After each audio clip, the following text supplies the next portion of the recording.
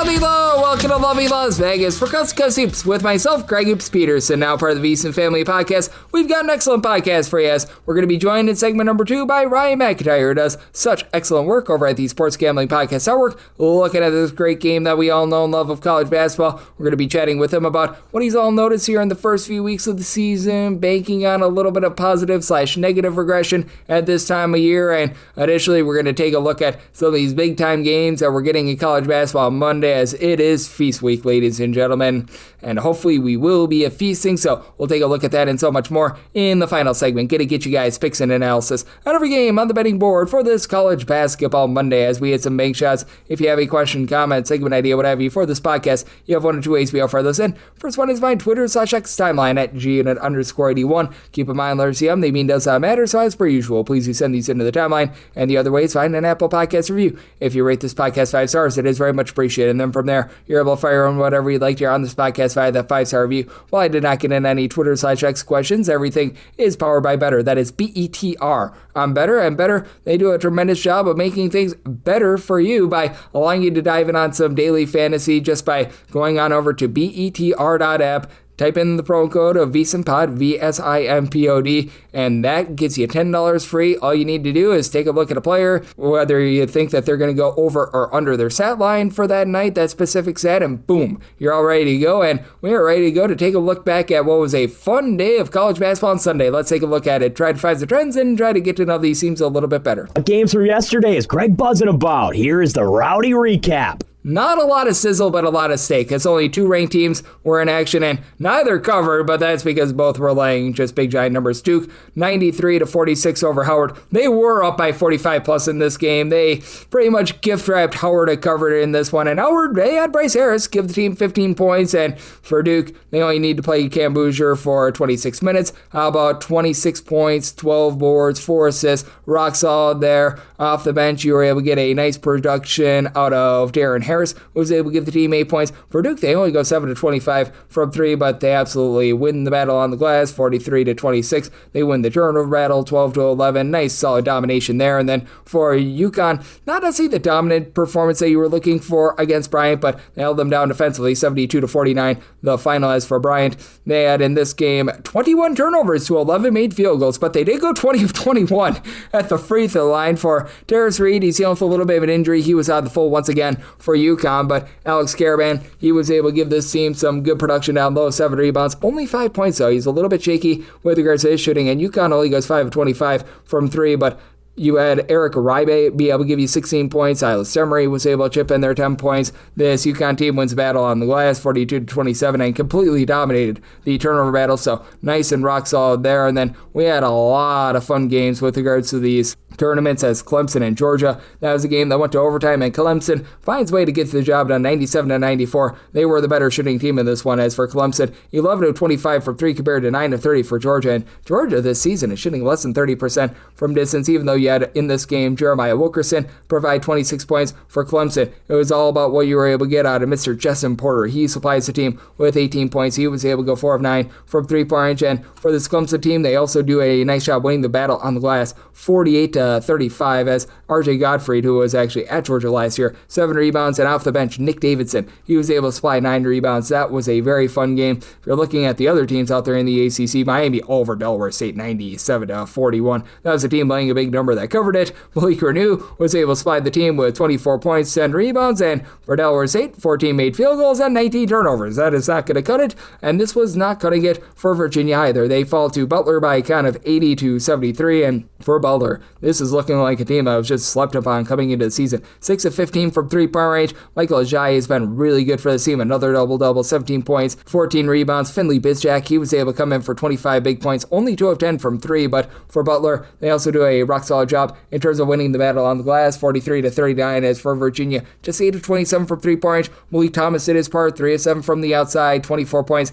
Guys not named Malik Thomas go 4 of 20 from 3-point range, and he did have off the bench Shakari White supply the team with 14 points, but I mean, a lot of the starters, they just weren't able to give you too much. Thurtis, Day Ritter, he was able to come in there, give you 10 points, but Not a banner day for the ACC as you had Quinnipiac go on the road as a double-figure underdog, knock off Pittsburgh outright, 83-75, and Quinnipiac did a great job in terms of forcing turnovers. It was even up 15-15, and for Quinnipiac, how about 11 of 17 from 3? Amari Monroe, he was able to give you a lot. Monroe, 25 points, 4 of 6 from 3. The Bobcats get the job done, and Tulane gets the job done in overtime by a count of 93-90. This despite the fact that Boston College got a logo 3 by Bowden Kapke to be able to send it to overtime. 6'11" big man went 1 of 4 from 3. Good timing there. Boston College overall 10 of 27 from 3-point range, and Donald Hand, he was able to supply the team with 26 points, but Boston College unable to win the battle on the glass. And for Tulane, they did a very good job in terms of winning that turnover battle 10-8 as Rome Bumbra, he was able to headline things with 27 points, 7 boards, 5 assists, and Curtis Williams, he supplied the team with 32 as well. So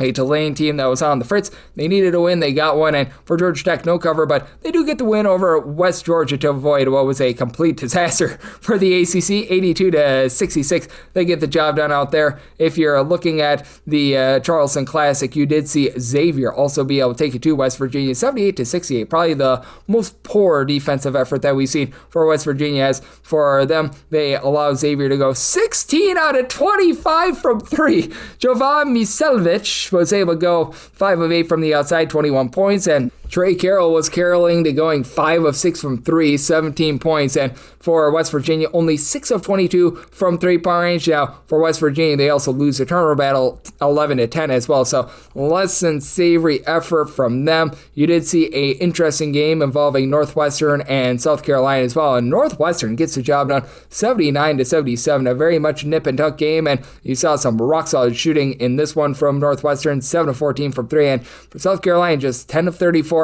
from 3. Michi Johnson goes 3 of 11 from 3. He supplies the team with 15 points. And Elijah Strong lived up to his name, 16 points off the bench, but Northwestern does just enough to be able to hold in there despite losing the rebound battle, as they also went 12 of 14 at the free throw line, and Nick Martinelli steps up in a big way. He was able to supply the team with 25 points, and then off the bench, Max Green, he was able to give this team a little bit of a nice booster as well. He did a nice job being able to supply that team with 13 points as well. No cover here and a big spread for Oklahoma. They win, but they don't cover against Alcorn State, 72-53 the final line. They were leading by just 2 at the half. It was a very shaky first 15 to 20 minutes for them. They restore order in the second half, but clearly not enough to be able to cover that game. It continues to be harebrained and crazy what we're seeing in these IU Indy games, and if you took the early 184.5 to the under, you somehow someway got there despite the fact that both teams got well over 80 points in this game. This is turning out to be good, clean family fun, 98-85 the final if you took the closing number. It did go over, but for Air Force, they go in this game 10 of 23 from 3-point range, and for Air Force, they actually did a solid job in terms of being able to hit their free throws as well, 14 of 17 at the charity strike. Lucas Hobben, who was coming into this game, gave you about 10.5 points per contest. He supplied the team with 27, so a nice solid winner there. And Eastern Washington, who's been much better against the spread here this season, they got pounded by Central Arkansas, 92-65. Order being restored by Central Arkansas has been really bad for a really, really long time, and they went 15 of 30 from 3-point range. For Eastern Washington, they go 12 of 35 from 3-point range, but we did see a few, shall we say, whippings on this college basketball Sunday as Coastal Carolina was on the receiving end of one of those. Man, that was not great to say the least. As for Illinois State, they were up 35 points at the half, and Illinois State wins this game 94-42. As for Illinois State, 13 of 29 from 3, that's very rock solid, but for Coastal Carolina, 3 of 28 from 3-point range. They lost the turnover battle 10-6. They lost the rebound battle 48-31. So that was not great for Coastal Carolina, to say the least. You saw Akron absolutely take it to Evansville, by the way, and this is an Akron team that's right now very, very much impressing. Akron, they get a 97-59 beatdown of Evansville, as Evansville 4 of 19 from 3. Akron 13 of 30 from the outside, 19 points out of Tafari Johnson, 19 points off the bench out of Bowen Hardman, who he hadn't not been doing too much this season, but he comes in, he gets the job done, and for Evansville, they lose the turnover battle 18-12. So They got completely lambasted out there. For Yale, it's been a very nice start to the season for them, and they managed to get the job done, so they are going to be playing against Akron in that title final. 74-63 the final. Charleston has really slowed down, and they were without Mr. Dean once again in this game. They do get back Connor Hickman, though, but 5 of 21 from 3. Yale, a nice efficient 9 of 21 from the outside. Not quite the scoring expose that we've seen out of them thus far this season, but Nick Townsend, 32 rock solid points, so they do find a way to get the job done there. Lamar has a bit of an underdog. They get a nice road win over Montana, 68-63. Andrew Holyfield supplied 18 points in that one, and that game was 23-21 at the half. East Tennessee State, in terms of butt kickings, they took it to Louisiana Monroe. They were up 54-33 at the half, 97-55 the final end. With regards to just tail kickings, how about what Utah State did to Davidson? 94-60 the final out there in Charleston, and for Utah State, MJ Collins, 40 points, 8 of 12 from three-point range. And for Davidson, they go 7 of 26 from the outside. Just did not stand a chance in this game. Davidson, they actually do induce 14 turnovers from Utah State, but they turned the ball over 19 times themselves, so that was a little bit less than tremendous. This was less than tremendous for Longwood. Columbia opens up the game going 8 of 9 from 3. They finish 18 of 36 from the outside. Columbia, they are looking very solid. 5-1 to start the season under Kevin Hovde. 95-70 the final. As for Longwood, they were due for some three-point shooting positivity, and they actually got it. They go 7 of 15 from three-point range, but not great there, to say the least. Brown, they now have Landon Lewis back in the fold, and they do find a way to persevere against Maine, as they were able to main them by a count of 58-53. Just a low-scoring slog of a game here, but for Maine, they go a nice hearty 5 of 20 from three-point range, and they lose the rebound battle by a count of 35-28. So the Brown Bears, what can Brown do for you? Well, apparently making some money on a college basketball Sunday, and you did see South Dakota be up 18 points against South Carolina State. South Carolina State, yay, verily to a cover, 82-81.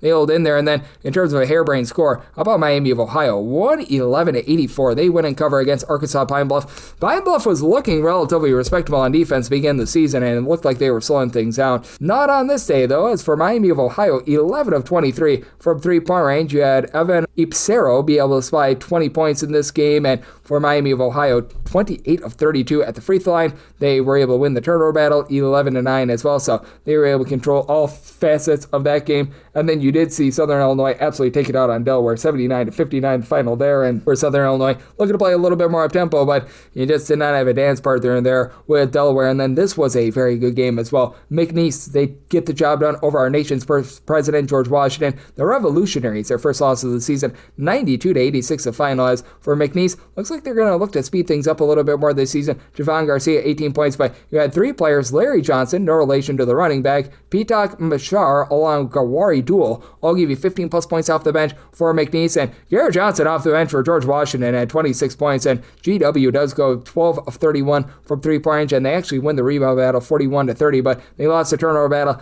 24-8. That is not going to get the job done very often, but what is going to get the job done is taking a look at the betting trends that we're all seeing. And if you take a look at what we all got on Sunday, it was a overwhelming day, 22 overs to 17 unders, and the favorites, they were pretty much 50-50. They went 20-21 against the spread, and overall for the season, favorites are hitting at about 49%, 441, 458, and 11 against the spread. The underdogs have had themselves a nice last week and a half, and the over has a little bit of a lead on unders, 456 overs to 445 unders. So that's where we're seeing college basketball right now, and that's what we all got on Sunday. How about if we turn it forward to Monday and take a look at these great tournaments that we're going to be having with our good friend Ryan McIntyre of the Sports Gambling Podcast Network. On the flip side here on Coast to Coast with myself, Craig Peterson, now a part of the Decent Daily Podcast. Are you looking to get an inside edge this college basketball season? Well, VSiN experts use CBB Analytics, the most comprehensive college basketball analytics platform in the world. See injury impact, on and off data, clutch time performance metrics, first versus second half splits, and so much more. Utilize the promo code of VSiN, that is VSIN, to get $30 off and find your betting edge over at CBBAnalytics.com. That is CBBAnalytics, all one word, .com. VSIN.com. For anyone that is new to VSIN, well, I wish you a friendly hello. This is an attention to anyone that is new to VSIN because you're able to get some free stuff with our daily newsletter. It's a great way to catch up on everything that's happening in the sports betting world. It's delivered straight to your inbox every single morning. VSIN's newsletter offers picks, data, strategies for the day's betting menu, and so much more. Sign up for free today over at VSIN.com/newsletter. That's VSIN.com/newsletter and start receiving your free newsletter tomorrow morning. That is VSIN.com/newsletter. Stay ahead of the game and bet smarter with VSIN. And we're back here in lovely Las Vegas for Coast to Coast Hoops with myself, Greg Hoops Peterson, now part of the VSiN Family Podcast. Always great to be joined by this man, as we've got Ryan McIntyre aboard. He does a tremendous job over at the Sports Gambling Podcast Network, looking at this great game that we all know and love of college basketball. He and Kobe Dant, a dynamic duo on the show, The College Experience. They do that nightly, breaking down every game, every day, much like myself. So those are two men that are very, very hard at work. Ryan has some experience on the sidelines as well as part of South Carolina and West Virginia's coaching staffs, and you're able to follow him on the old Twitter/X at Moneyline_Mac with Mac spelled M-A-C. And Ryan, it's always great to get you aboard. Thank you. Greg, always appreciate it. Always good talking hoops, man. Yes, and unlike in the offseason where we did a lot of chats, it's nice that we finally have some action under our belts. And just what do you make out of a sample size like we have right now? Because we've got 3 weeks of data, and certainly I think that we're able to find out a little bit more about these teams, but I do think that it's a little bit too soon to be making like end-all be-all assumptions about these teams. And I think right now is actually a very good time to be banking on positive and negative regression with teams that have been hot and cold with their shooting. I agree, Greg. I think the biggest overreaction will happen this week. Feast week, when some of these games are more in the national TV spotlight. I think we'll get some more overreaction, and I'd really like to start banking on some regression that first week in December once we've got a 5, 6, 7 game sample size on a lot of these teams. Oh, absolutely. I am right there with you, and I do think that it's been a lot of fun what we've been seeing this far this season. And have there been any adjustments that you've had to make this year? Because certainly with regards to totals, I've had to put mine a little bit higher with everything that we have been seeing, as it does feel like more pace and space is taking over college basketball than ever before. But has there been anything that you've had to really tweak / is there anything that you've really doubled down on this year as well? I felt good about some of the first-year head coaches coming in. We're coming from the D2 ranks, whether it was the Central Michigan situation, the Denver situation, IUPUI, and I think that those are kind of teams that we continue to back early in the year going forward. And I think continuity really means a lot in this day and age. Houston has really looked good, and I think Purdue has looked unbelievable with all that returning production early in the year with that impressive performance in the Bahamas. Yes, absolutely. And fortunately, I was able to get there with the points with Memphis. But man, the way that they just dump trucked Texas Tech, that was one of the more impressive showings thus far this season. And I will say this, in terms of resumes, the best resume right now might belong to Arizona, which they're going to be playing one of those teams that you just mentioned in Denver. I do think that the 31 after 32 might be getting a little bit lofty, but I've been really impressed by this Arizona team. And I want to get your thoughts on them, because coming into the season, we talked a lot about the Big 12. We thought that Arizona would be a rock solid team, but I feel like they've even exceeded both of our expectations. They really have. They're so big. They're so physical up front. And they've kind of zagged while everybody's zigging with some of these really productive freshmen, and then a veteran guard in Bradley. I think Tommy Lloyd's bunch is good enough to win, get to the Final Four, and maybe even win it all this year. And they're going to be tested more and more in the Big 12, which I think will make them even more ready for March. Yep, absolutely. And I've been just very impressed in general by a lot of those top Big 12 teams. Now, Kansas has been a little bit rough, but I'm willing to give a bit of a pass to the fact that Aaron Peterson has been banged up, and when he returns, that's going to be a little bit more of a finished product. But what have you made overall about the Big 12? Because I think teams not named TCU have all done pretty solid this year, with TCU being a outlier to the negative. Unfortunately, you may be able to throw West Virginia in there, dropping that game to Xavier, really kind of turning one loss into two after blowing that lead to Clemson. But I think the Big 12 is really good. I think it's really solid. Cal Poly and TCU are the ones that drop by games. But for the most part, I think it is the best league, top to bottom in America. I think the Big 10 is probably right behind it, and the SEC as well. And for the ACC, I think those four leagues have really separated themselves, whatever metric you want to use. And it's going to be fascinating to see how these leagues develop and beat up on each other throughout conference play. And do you think that we're going to get a little bit of a better feel for these leagues as well with the tournaments that we're going to be seeing? Because we are going to have a lot of one-off events. We're going to have a lot of fun that's going to be happening out there in places like Hawaii, the Bahamas. There's all sorts of tournaments out there in the Carolinas and the Floridas. And I always do think that this time of year, I think is a good litmus test for what we're going to get in terms of strength / lack of strength with some of these conferences. That's a good question. Like I said, it's kind of an overreaction week, in my opinion, because a lot of these games are in ballrooms or just crazy venues where there's no people in there. I mean, I saw an MTE at Weber State, and I forget the other place that it was in the Midwest where there was literally like The Portland one.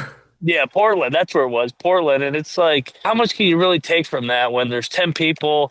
That doesn't really simulate what you're going to see in league play. But one thing I think it does, and I would think that the coaches would agree, I think it really helps to play in these tight games early in the year to help you prepare for league play.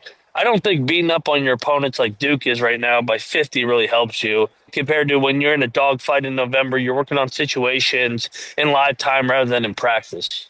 Yep, absolutely. And to the credit of Duke, they did certainly play some better competition before playing against Niagara and Howard this past week, but certainly I am right there with you there, and we're going to be seeing some great action from where I'm at, lovely Las Vegas, and want to look at a few of these games with you because I really think the marquee game of the day that we're going to be seeing on Monday is going to be that big Gonzaga versus Alabama game because I thought Gonzaga was undervalued coming into the year. I don't want to put words in your mouth, but if I recall our conversations, I feel like you were very bullish on Gonzaga as well. Right now, they're 3.5 to 4 point favorites against an Alabama team that has a rough loss to Purdue. They were able to knock off Illinois in the state of Illinois, so certainly a battle-tested team, and Gonzaga is battle-tested as well. Total of 172.5, 173.5. What do you make out of this matchup? One that I think we could see in the second week of the tournament. I was getting ready to say, we were talking about cupcake schedules. Alabama's is not a cupcake schedule. Neither is Gonzaga's either. Gonzaga's played some teams. I know. Alabama's schedule, what's to come after this is ridiculous. I give Nate Oates a lot of credit, and I think that's why his teams have done better in March over the last couple of years is he is really scheduled up. I think it prepares him for March. He doesn't mind taking a loss to Purdue, or if he does drop this game to Gonzaga, I think it helps him down the road. Those Alabama guards are good, but I love the size and physicality in the front court of Gonzaga and the experience led by Graham Ike and company. So I'll lay the 3.5 with Gonzaga. And one thing about when you go to Vegas and you play Gonzaga, that's going to be a home Gonzaga crowd. That might as well be Spokane South.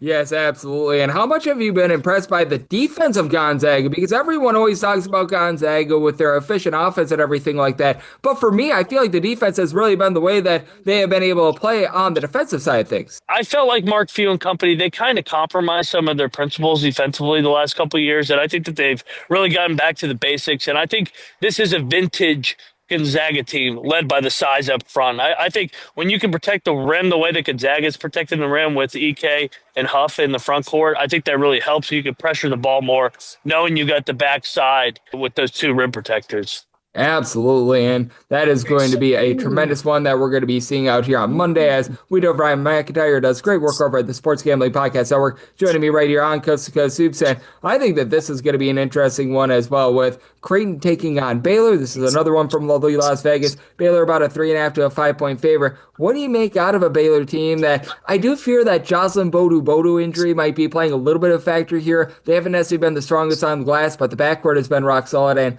I've been a little bit underwhelmed by Creighton here in the first few games of the season. Two coaches that, especially McDermott, has kind of called out his team. They're trying to find their identity with a lot of those pieces. Creighton has struggled in the non-con over the last couple of years, and then I think McDermott does a really good job of making adjustments in the Big East play. And I think also they do really well in the Big East because it's such a tough travel spot going all the way out to Omaha. I like Baylor. I'll lay the points there with those Bears. I think they've kind of, like Gonzaga, gotten back to what they were during those national championship contender teams, defensively getting after it. Last couple of years, or last 2 years specifically, they were bad defensively, and I think that's why they petered out in March early. Yep, and with this Creighton team, I do like the fact that they're a little bit deeper, and it does feel like for Baylor, after they were pretty dreadful on defense last season, they are much better with that regard as well. And we've got ourselves a few games that are going to be happening out there, Maui, and we're not going to ask for your thoughts on the Chaminade Silver Swords, but if you do have anything there, you just let me know. That game is presently off the board. We will actually get a betting line, though, and they always do that for us. That's the one Division II teams that you'll get a betting betting line on. But that said, I do think that it's going to be interesting what we see in this NC State versus Seton Hall game, because NC State's a 10.5-point favorite. I've loved what I've seen out of Will Wade's bunch, but for Seton Hall, this team does feel like the sort of team that can cover 10.5 here, because they do play that tough style of defense, not a team that's going to wow you on offense, but I do feel like 10.5 might be starting to get a little bit lofty. I agree with you. I see a lot of what VCU can do, what did NC State, what Seton Hall can do. Scrappy bunch, very good defensively, good size, athletic. I think they can replicate what VCU did. I think they stay within the suburb. Give me NC State to advance, but give me a Seton Hall cover here. NC State wins by, let's say, 7. Yep, I set my line actually more around an 8 to an 8.5, so I agree with you there. So we'll be seeing what happens there. And just what do you make out of this Maui Invitational? Because typically you just get some big bomber fields out there in Maui. You get a whole bunch of top teams, and I don't think it's a bad field by any stretch of the imagination, but it does feel like they've been passed up a little bit by the players there. And even though we're going to see some good action out there in Maui, it does feel like it's a little bit more of a underwhelming field than it has been in the past. Yeah, Colby and I talked about this the other night, and I know a lot of people are taking their jabs at it because they're not getting paid. But hey, if this becomes the premier mid-major tournament going forward for years to come, I'm all for it. I think we just get so caught up in the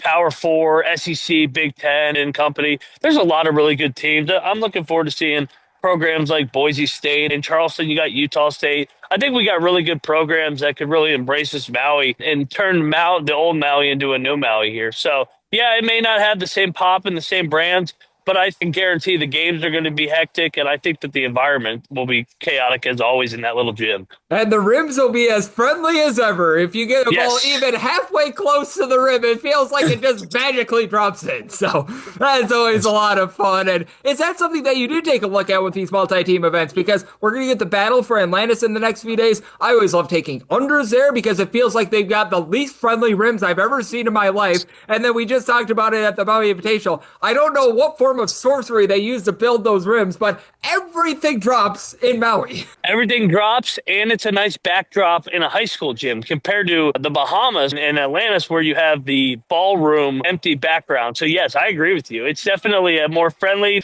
as our good friend Bill Rathry would say, the iron is kind in Maui. It's very, very kind, to say the least. And then with regards to what we're going to be seeing on Monday, because we've got action all up and down the board. We've got everything from a multi-team event that's going to be happening in Missoula, Montana, which that's not necessarily a destination spot, but hey, Missoula, Montana is going to be hosting a multi-team event. We've got Maui, we've got Las Vegas, so we've got a little bit of everything. Is there anything else in general that you're taking a look at? I can't wait for this Iowa State St. John's game, Greg. I think the two teams, St. John's still trying to find their identity a little bit. We've seen Patino's team struggle a little bit in the non-con and then really ramp it up in league play. I like the Cyclones in that game. I think I see them laying a point and a half. I think the Cyclones get it done. They've been really good in these preseason tournaments over the last couple of years. And then what does Kansas look like without Peterson? I think Notre Dame could give them fits there, catching that 5.5 number. And it sucks because I really want to see this Kansas team with Peterson and all their pieces. But it sounds like he's not going to be ready till close to Big 12 play.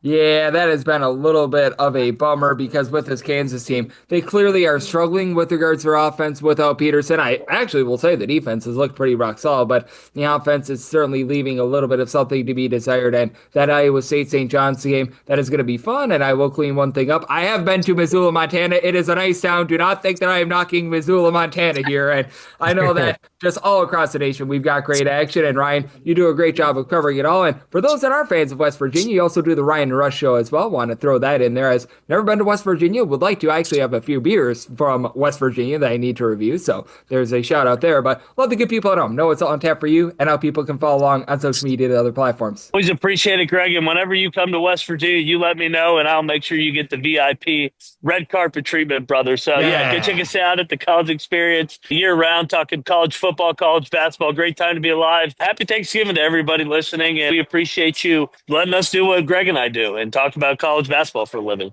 Absolutely. And Ryan, he does such an excellent job taking a look at this great game that we all know and love of college basketball. And every single time he joins me on such great insights. So big thanks to Ryan for joining me on Coast to Coast Hoops, now part of the VSiN Family Podcast. And up next, I'm going to get you guys fixed an analysis on every game on the betting board for this college basketball Monday as we hit some bank shots.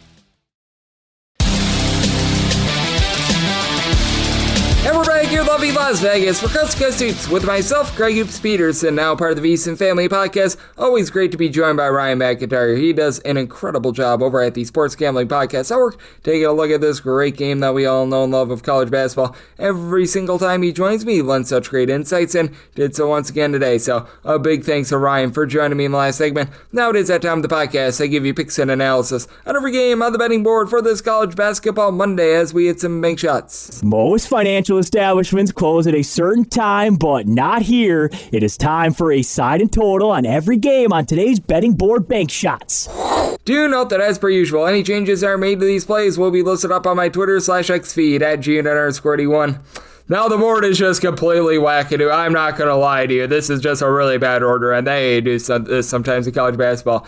Most of the games not involving multi-team events are going to be up top involving the major conference teams, but there are some random games from Jacksonville that are thrown in there as well. And then it goes by tip time for the games not in Jacksonville with regards to these tournaments. So it goes Fort Myers and then Orlando, Daytona Beach, Virgin Islands. You got the Players Era after that, the Maui Invitational. Then you go back to Daytona Beach, and then you've got the extra games involving these conferences, the MEAC, the SWAC, the Southland, the Atlantic Sun, the America East. If I haven't said the Big South and the Patriot League, they're in there as well. So, yeah, they made this not so easy, but how about if we just dive in, we get you guys the winners, and if you have any tough times following along, I always put the order that these games are in the show notes / on the old Twitter/X. This is 801-802 on the card. UAB and Southern Illinois are doing battle out there from Jacksonville. This game is presently off the board, and that's because Southern Illinois played yesterday, but that said, I have a handicap. So UAB is a 1.5 point favorite. I'm going to be willing to lay up to 1 point with them.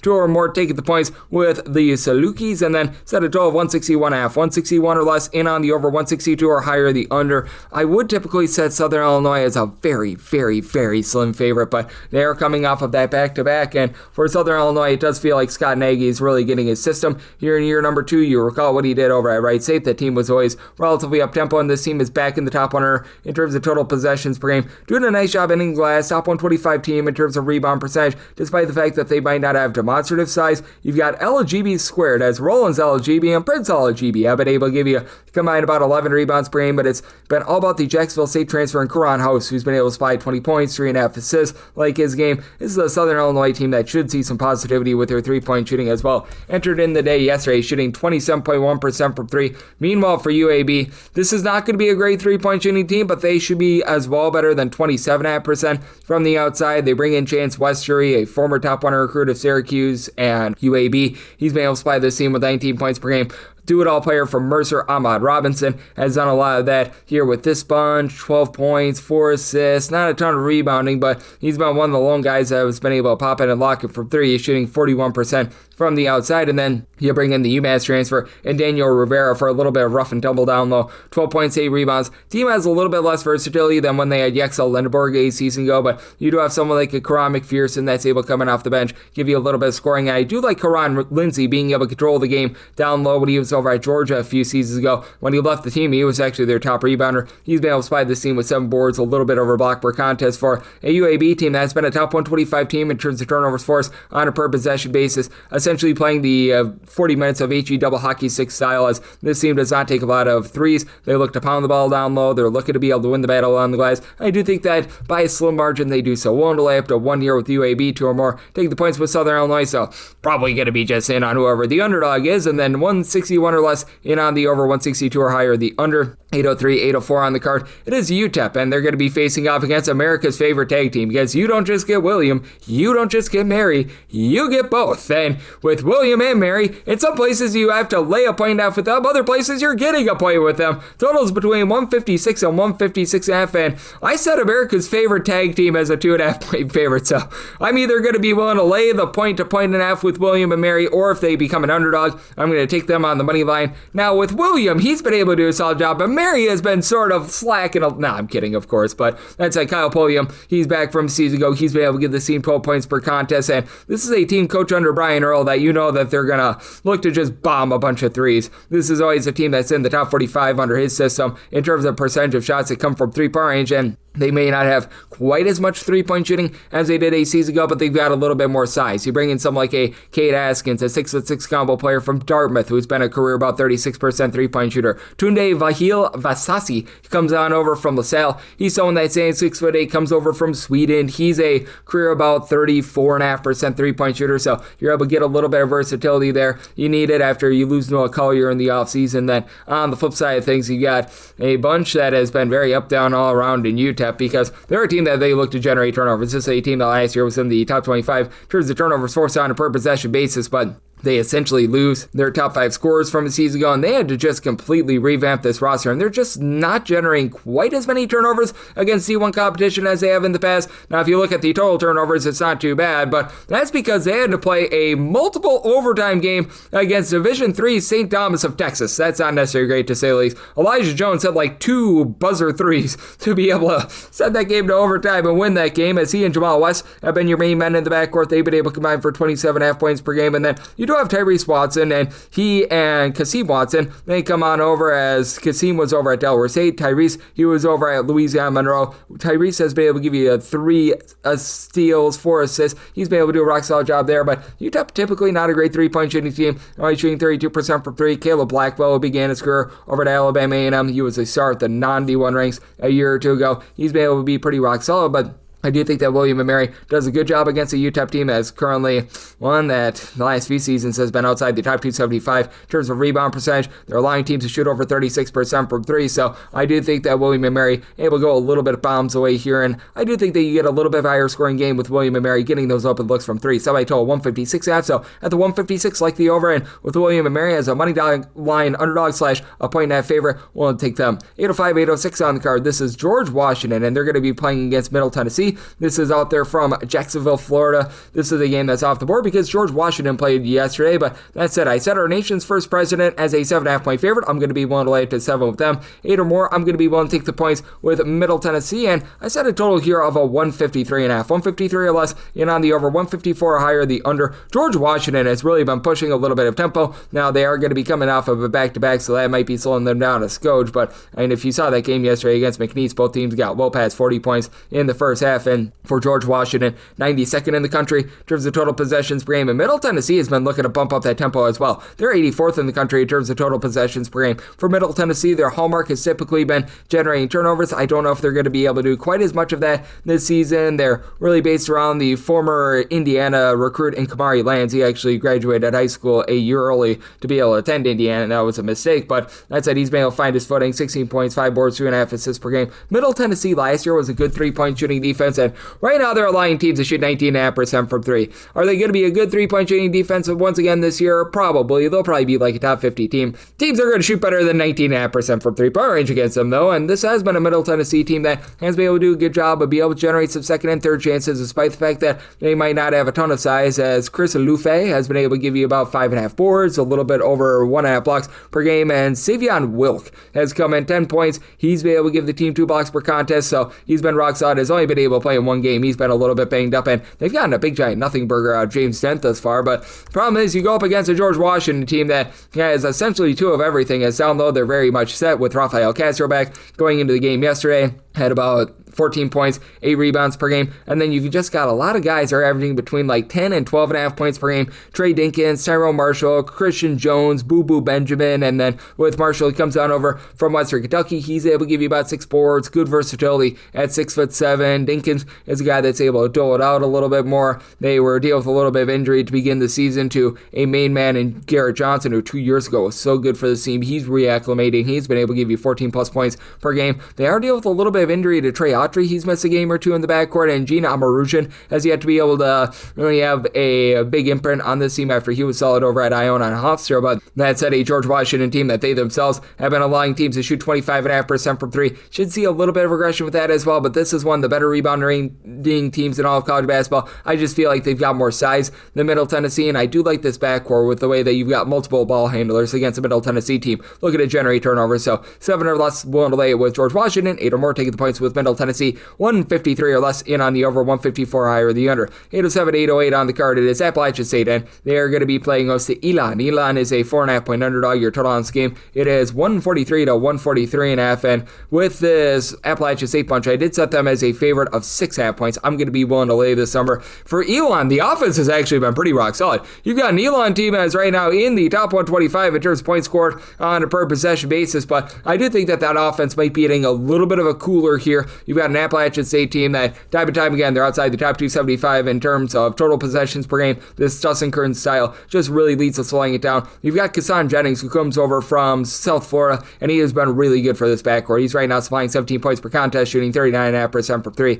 Team as a whole for Appalachian State shooting 32% from three, but Luke Wilson, no, he was not in old school, but that said, he is an old school sort of player. 8.5 points, 5.5 boards. He's been able to give you a little bit of a block per contest. Alonzo Dodd is that main guy that returns from the season ago, and he's been the main facilitator. 4 boards, 4 assists, 9 points per contest. Really does a good job of mixing and shaking. Now, in a nip and tuck spot, this is an Appalachian State team that time and time again, they're bad at the free throw line, and right now they are shooting in that neighborhood about 64% at the free throw line, but for Elon, I do think that they might be having a little bit of a tough time breaking through an Appalachian State team that they're not going to generate a ton of turnovers, but they're just going to take the fight to you on the glass. It's an Elon team that last year had 7'4" Matthew Van Komen. He's out of the fold, so they're looking to Kepper Klanzic, who he began his career over at Albany and St. Joe's, and he's been able to give the team 11 points, 7 boards, and a block per contest down low, and it's an Elon team that's really letting it rip from three. They're shooting 39% from the outside. Judge Juwan Carr has done a nice job giving out 4.5 assists per game, and Elon's only turned the ball over 10.5 times per game while ascending into the top 175 in terms of total possessions per game. They themselves have been poor with their defense. They are outside the top 275 in terms of both opponents' 2-point shooting percentage and opponents' 3-point shooting percentage. They're generating a few turnovers, but Appalachian State, I do think, is going to take the fight to them down low. I do think that Appalachian State going to do a nice job in terms of slowing things down. Elon will be not necessarily completely thrown off by playing slower, even though they're currently 63rd in terms of total possessions per game this year. Last year, they were a pretty slow and controlled team, so I do think that Appalachian State goes out there, finds a way to get the job done. I did set a total of a 138.5. I like the under, and I'm willing to lay up to 6 here with App State. 809, 810 on the card. It is Georgia Southern playing against Youngstown State. This is from the great state of Florida, and this is a game that's off the board because Youngstown State was in action yesterday, but that said, I've got a little bit of a handicap as I did say Youngstown State as a 2.5 point favorite, so I'm going to be willing to lay up to 2 with them, 3 or more, taking the points with Georgia Southern, and I did set a total here of a 159.5, so 159 or less in on the over, 160 or higher the under with Youngstown State. They are coming off of a back-to-back. Fortunately, they played against a UNC Greensboro team that traditionally is not necessarily a super fast team.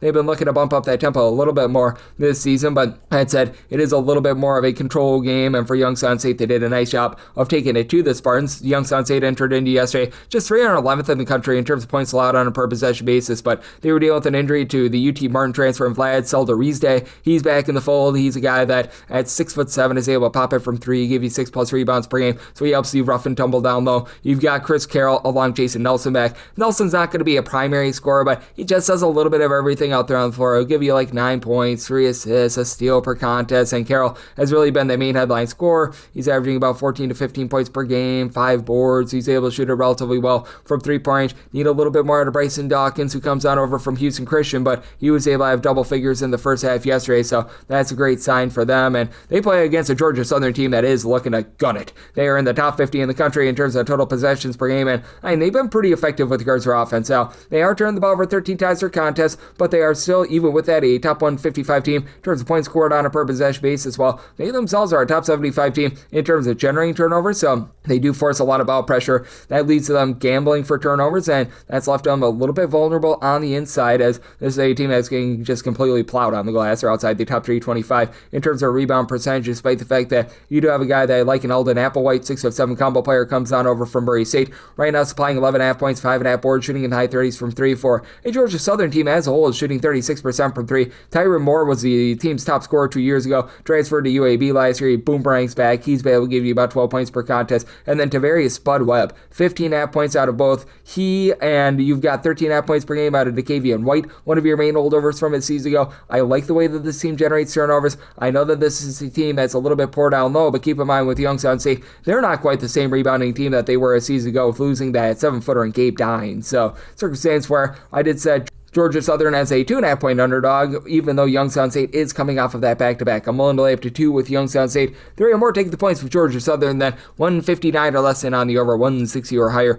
The under 811, 812 on the betting board. It is Florida International, and they're going to be playing against James Madison. James Madison is a 2.5-point underdog. 152.5 to a 153 is the total. I did set James Madison here as a 1.5-point favorite. I do like them outright on the money line. I think that James Madison is going to get back more to their defensive roots. It's a James Madison team that last year was outside the top 300 in terms of total possessions per game. They sped up to being about 228th in terms of total possessions per game this year. And Florida National is just traditionally a fast team that's looking to gun it. Right now, they're 33rd in all of college basketball in terms of total possessions per game. And with Florida National last year, they left a lot to be desired from three-point range. We're well outside the top 320 in terms of their three-point shooting percentage. They've looked a little bit better this year, shooting about 34% from the outside. You bring in Zwade Jackson, who is a really good scorer over at West Georgia at the D2 ranks 2 seasons ago last year. When he was over at New Mexico State, he was able to supply that team with about 11 points. He gives you 3 assists per game, so I do like what he's able to bring to the table. That said, with Zwade Jackson, he has already missed a game, and he is very, very questionable for this one after he missed their non-Division I game against Fort Lauderdale. I think that was a little bit more precautionary, but something that you do want to know. And then meet me for the road, where _ Stevenson comes over from Cal State Bakersfield, where he was giving the team 11 points, shot 42% from three-point range. He's come in, he's been able to give this team 17 points, a little bit more with regards to that three-point shooting, but a Florida National team that traditionally does a great job in terms of generating turnovers. They're doing an okay job here. Many of their turnovers came against non-D1 competition, so that warps their numbers a little bit. You bring in someone like a Brett Harris, who was solid over at USC Upstate a season ago, and then I do like the fact that you bring back Ashton Williamson. He's one of the main holdovers from a season ago last year, supplied the team with 7.5 points, steal and half per contest. It's been taking on a little bit more of an ancillary role with all the guys that they brought in via the transfer portal, but for James Madison, I think where they're going to be able to win is from within. Florida National last year was well outside the top 200 with regards to rebound percentage, and that's where this James Madison team typically excels. They've had a little bit of a tough time down low this season, but they do bring back Eddie Ricks. He's been in the Preston Spradlin system now for multiple years, going back to his time over at Morehead State. 7.5 points, 7.3 rebounds per game, and it's been a backcourt that's had a little bit of growing pains. Bradley Douglas, Cliff Davis,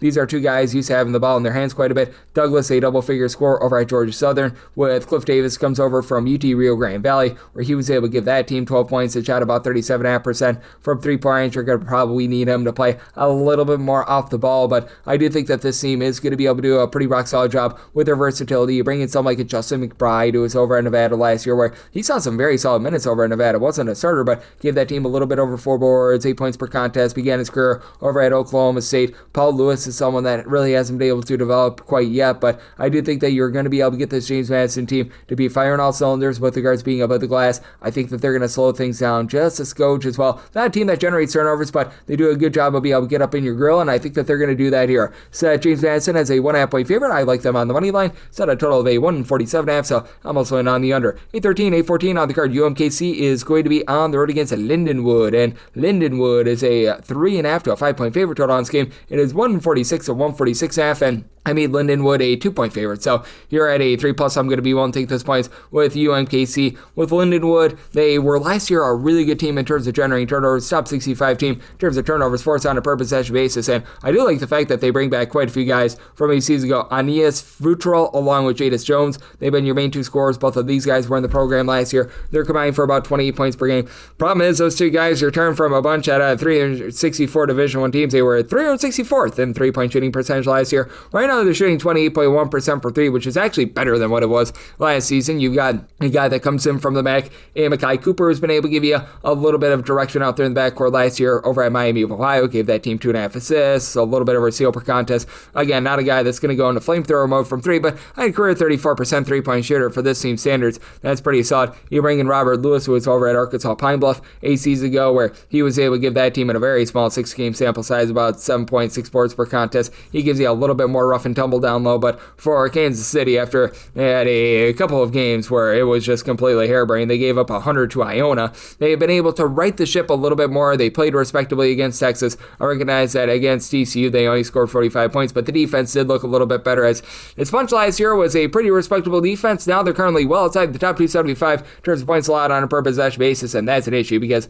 they don't have a lot of three-point shooting. They're right now shooting 25.2% from three. Should that be going northward? Yes, but this is not a a team that's going to completely light you up from three. You do bring back a pair of guys in Kashim Grady along Jason Petty from a season ago. They've been able to combine for about 22 points per contest. And then your top scorer this far has actually been Uriah Evans. He comes up from the non-D1 ranks, 12.5 points, 3.5 assists per contest for a squad that's really had a tough time in terms of being able to get their offense going well outside the top 300 in terms of points scored on a per possession basis. You just don't have a ton down low for this team either, though I do like Jerome Palm. Has always been a nice designated rebounder going back to his time over at Valparaiso. You're going to need to get a little bit more out of Chris Dockery. He comes over from Weber State where he just didn't see a lot of playing time there, went down to the non-D1 ranks, and he was pretty rock solid at that level last season. But that said, I do think that UMKC is going to be able to get back to those defensive roots, find a way to hold in there against a Lindenwood team that they themselves just not a lot of offensive execution. So I did set my total here at a 140. I'm in on the under, and I'm going to be willing to take those points with UMKC.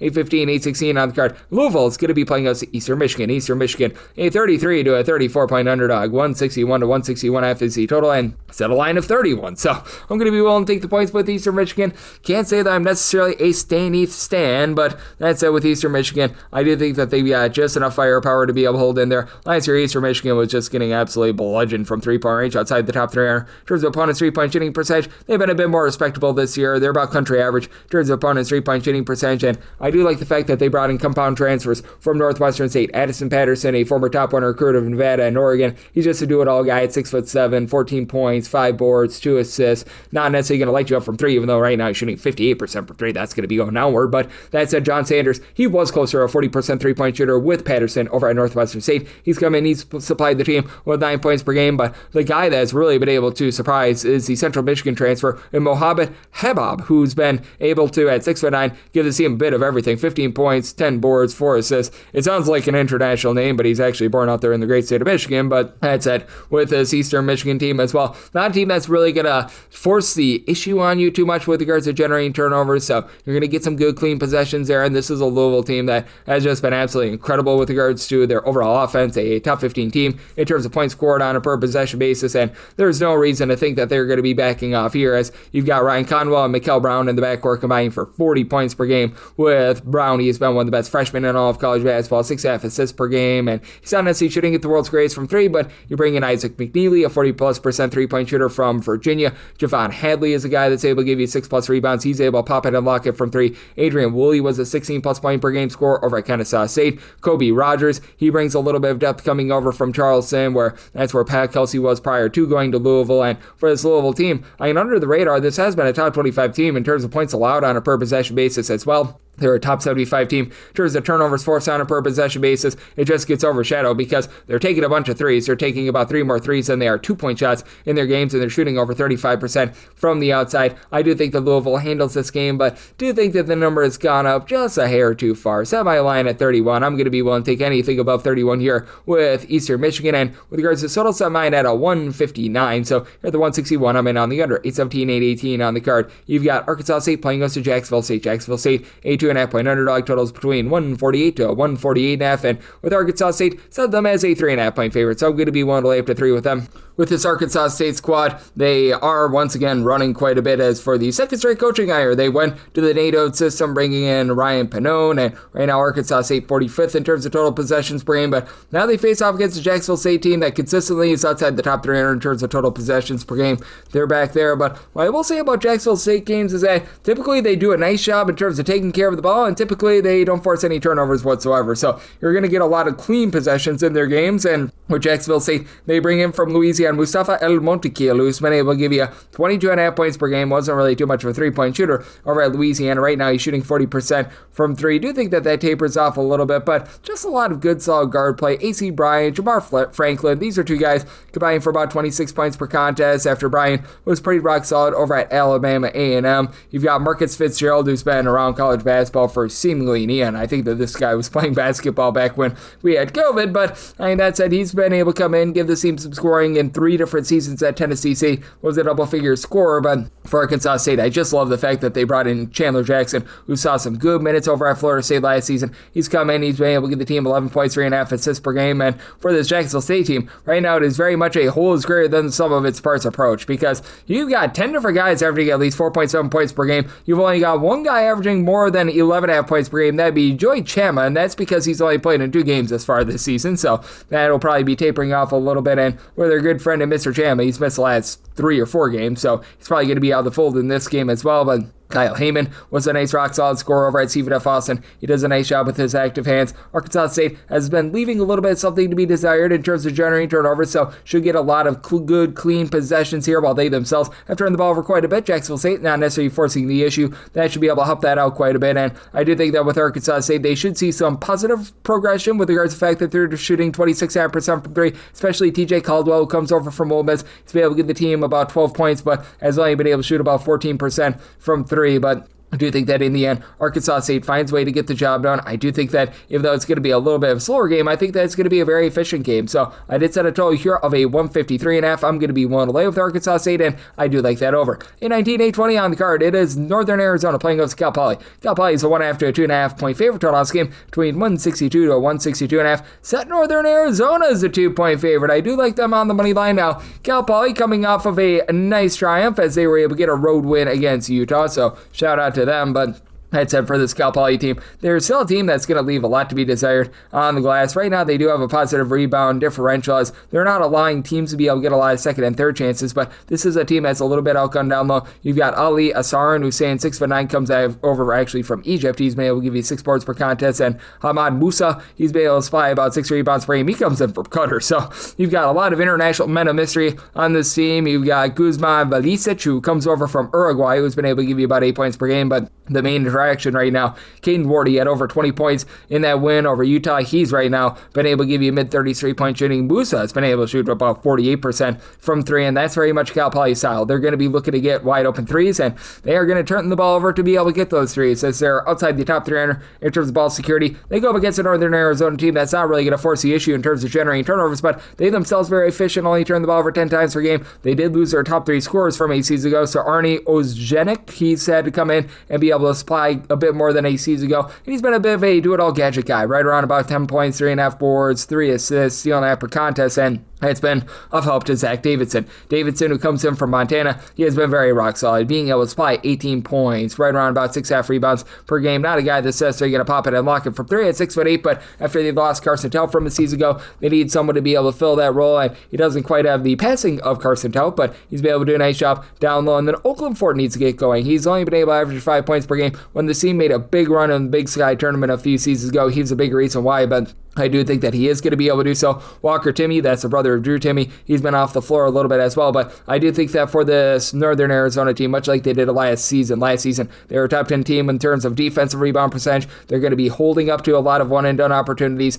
They themselves have been able to generate a few turnovers as well, and I do think that even though this is going to be a bit of a slower game, Northern Arizona typically a mid-tempo team, I do think that you're going to get some good, clean, efficient offense. They set a total of a 162, so now that we're getting to a 162.5, that becomes a buy point on the under end. Do like Northern Arizona on the money line. 821, 822 on the card is Illinois playing us UT Rio Grande Valley, and the Vaqueros of UT Rio Grande Valley 32 to 32.5 point dogs. 166.5 to 167.5 is the total, and I said a total of a blistering 174.5. I do like the over. It's an Illinois team that is really taking no prisoners with regards to their system right now. In terms of total possessions per game, they're about 137th in all of college basketball, but I mean, this is a top 15 team in terms of points scored on a per possession basis, and this is a Grand Valley team that typically likes to play up tempo as well. Even with playing a little bit more of a slow and control game against Missouri State, they've been a top 140 team in terms of total possessions per game, and the big thing for Grand Valley is that they are not going to attempt a lot of threes. Typically, this is a team that's outside the top 320 in terms of percentage of their shots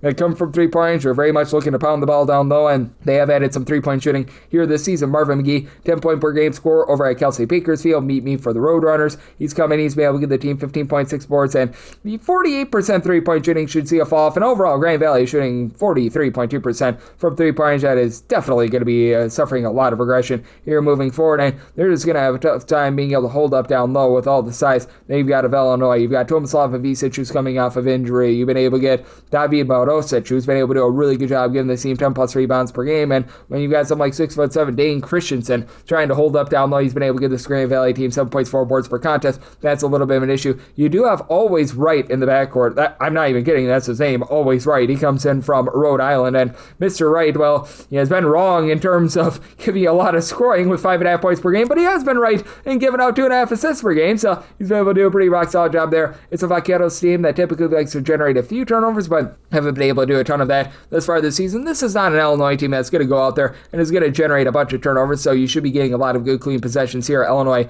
outside the top 350 in terms of turnovers forced on a per possession basis, but they do a nice job in terms of their defense holding up at the point of attack. They're still a top 75 team in terms of opponents' 2-point shooting percentage, and I do think that they're going to be able to win this game from within. And Kyle Boswell taking strides forward for about 18 points per game should be enough for Illinois to be able to put up a nice high-scoring expose. Set my line here at a 32.5. Right now, we're seeing about 32. That would be my max lay with Illinois is 32. So looking there, and I'm going to be in on this total over as well. 823, 824 on the card. UC Davis is going to be playing host to Louisiana. Louisiana 8 to 8.5 point underdog total in this game. 139 to 139.5, and I did set a total of 137.5. I like the under for UC Davis. Last season, they were a top 25 team in terms of turnovers forced on a per possession basis, and they were well outside the top 300 in terms of taking care of the ball as well. So you have your issues there, and you've got a Louisiana team that just has been stuck in neutral. They're outside the top 300 in terms of total possessions per game. They've been turning the ball over about 13.5 times per game while shooting under 30% from three. We should see a little bit of positivity there, but the Oklahoma State transfer in Jamarian Keller has been dealing with an injury the last 4 games, and that's been affecting this offense. You've got the Pepperdine transfer in Jackson Alvera and Dorian Finster, who comes over from Sam Houston, having to headline things. They've been able to combine for about 25.5 points, 9 rebounds between the two of them, but you don't really have that main facilitator. You're looking to Devion Laverne, who's been able to give you about 8 points, 2.5 assists per game, but that sloppiness has really caused this Louisiana team to be falling off the rails a little bit, and as a result, it's a Louisiana team that's also not forcing a lot of pressure as well. Outside the top 300 in terms of turnovers forced on a per possession basis, that helps out a Davis team that has been quite sloppy with the ball over the last few seasons. They're turning the ball over 15 times per game this season, and typically with this UC Davis team, they've got someone like a Elijah Pepper, someone like a Ty Johnson that just really headlines things and puts in there a lot of scoring. You don't have as much of that this year as you've got Niles Cooper, who's been able to headline things with 17.5 points, 5 boards. He's been actually shooting from 3-point range 54%, and you've got Connor Sevilla shooting 48% for 3 with 14.5 points per game, but a little bit of mixing and shaking. They're a little bit better down low than they have been in past years. Isaiah Chappell and Nico Rokac are both right around about 6'9", and these guys have been able to combine for about 10.5 rebounds and 20 points between the two of them. It is a Davis team that's back in the top 100 in terms of turnovers forced on a per possession basis, and they've been looking to run teams off the 3-point line. They're looking to be able to force them a little bit more inside. I think that they're going to have some success with this. It is a Davis team that doesn't have necessarily have the world's greatest amount of size, so I did set a line of 5.5. I do think that Louisiana is going to be able to hold up at the point of attack. Recognize that their backcourt play is right now suffering a little bit, but someone like a Jeremiah Evans at 6'10", he should be seeing a few more minutes. Sirius Woodson, he comes over from North Dakota. Good versatility at 6'7", was able to give that team 8+ points per contest, so I'm going to be willing to take the points here with Louisiana in a slug. I set my line of 5.5 and set a total of 137.5, almost laying on the under. 825, 826 on the betting board. It is Abilene Christian, and they're going to be playing against UTSA. Meet for the Roadrunners. Game from Jacksonville, Florida, with UTSA a 1-point favorite to a 1-point underdog, depending upon where you look. Totals between 146 and 146.5, and I made Abilene Christian the 2.5-point favorite, so I'm going to be willing to take a shot on them. Both of these teams are out there looking to generate turnovers. Both of these teams were top 55 teams in terms of turnovers forced on a per possession basis last season, and both have had a little bit of a tough time with that identity this year. With Abilene Christian, they lost Keon Williams late in the process. They had to kick him off the team for off-the-court stuff in August, but that said, you celebrated Hubbard, one of those top guys from BC's ago. He's supplying 15.5 points, a steal and a half per contest. It's an Abilene Christian team that's always going to leave something to be desired with regards to their 3-point shooting and the rebounding right now, shooting about 33% from 3-point range, as Yanel Rivera has been able to give this team a nice little bit of a spark after he was a reserve. Last few seasons, he stepped in. He's been able to give you about 9.5 points per contest, and with this Abilene Christian team, it's a whole is greater than some of its parts approach. You've right now got Hubbard give you 15.5 points per game, and then 8 different players right around about 5 to 9.5 points per game, and then you've got Joseph Van Zandt, who he comes over from Liberty, dealt with injury last year, and he's typically a guy that's going to give you a little bit of everything. Over at Liberty, he was giving that team 5 boards, only about 6 points per contest, but he does a nice job flowing good, clean offense, and they do need Kane Hornicker to be able to give you a little bit more. He comes over from Southern Illinois, just as not been able to find his footing with his program quite yet, and then On the other end for UTSA, it has been a little bit of a struggle to begin the season for Austin Klonch, who I've always liked as a coach. He was even very good when he was over at Nichols, but he doesn't have a very good shooting team. Primo Spears, their top scorer from a season ago, is gone, so now they've been looking to Jameer Simpson, the Southern Utah transfer, to really headline things.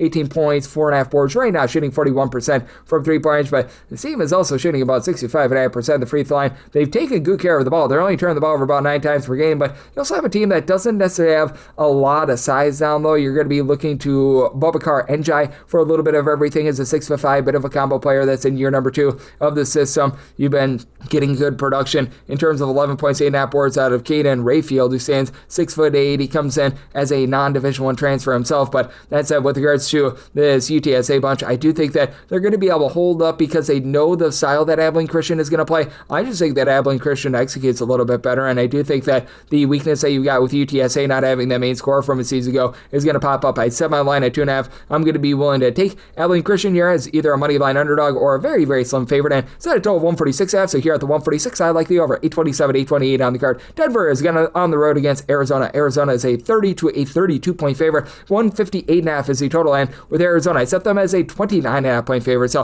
going to be willing to take the points with Denver. We talked about this with our good friend Ryan McIntyre, banking on these guys to come over from the D2 ranks, and you have Tim Birchstetter, who is really good over at MSU Moorhead. He brought a few guys with him for the ride as he brings in their Logan Kinsey, a guy from the great state of Minnesota, who's been able to give you about 14 points per contest. You've had good production down low out of Sean Wasaki, who's been able to give you 2.5 assists, 5 points as a 6'6", like a little bit of a do-it-all player. And then the Western Illinois transfer and Julius Rollins, good versatility there. 9 points, 5.5 rebounds per game. This is not a team that's really going to play super duper up tempo. Right now they're outside the top 250 in terms of total possessions per game, and they're making a take it sort of team. They do a nice job in terms of not turning the ball over themselves, but they themselves are really not going to force the issue. They're outside the top 320 in terms of turnovers forced on a per possession basis. 3-point shooting defense has left something to be desired. They're allowing teams to shoot about 39% from 3, but they are going against an Arizona team that even though they've been so good this year, this is not like a supreme 3-point shooting team. They're shooting right now about 37.5% from the outside, with Jaden Bradley right now shooting 50% from 3, but that's on a very small sample size.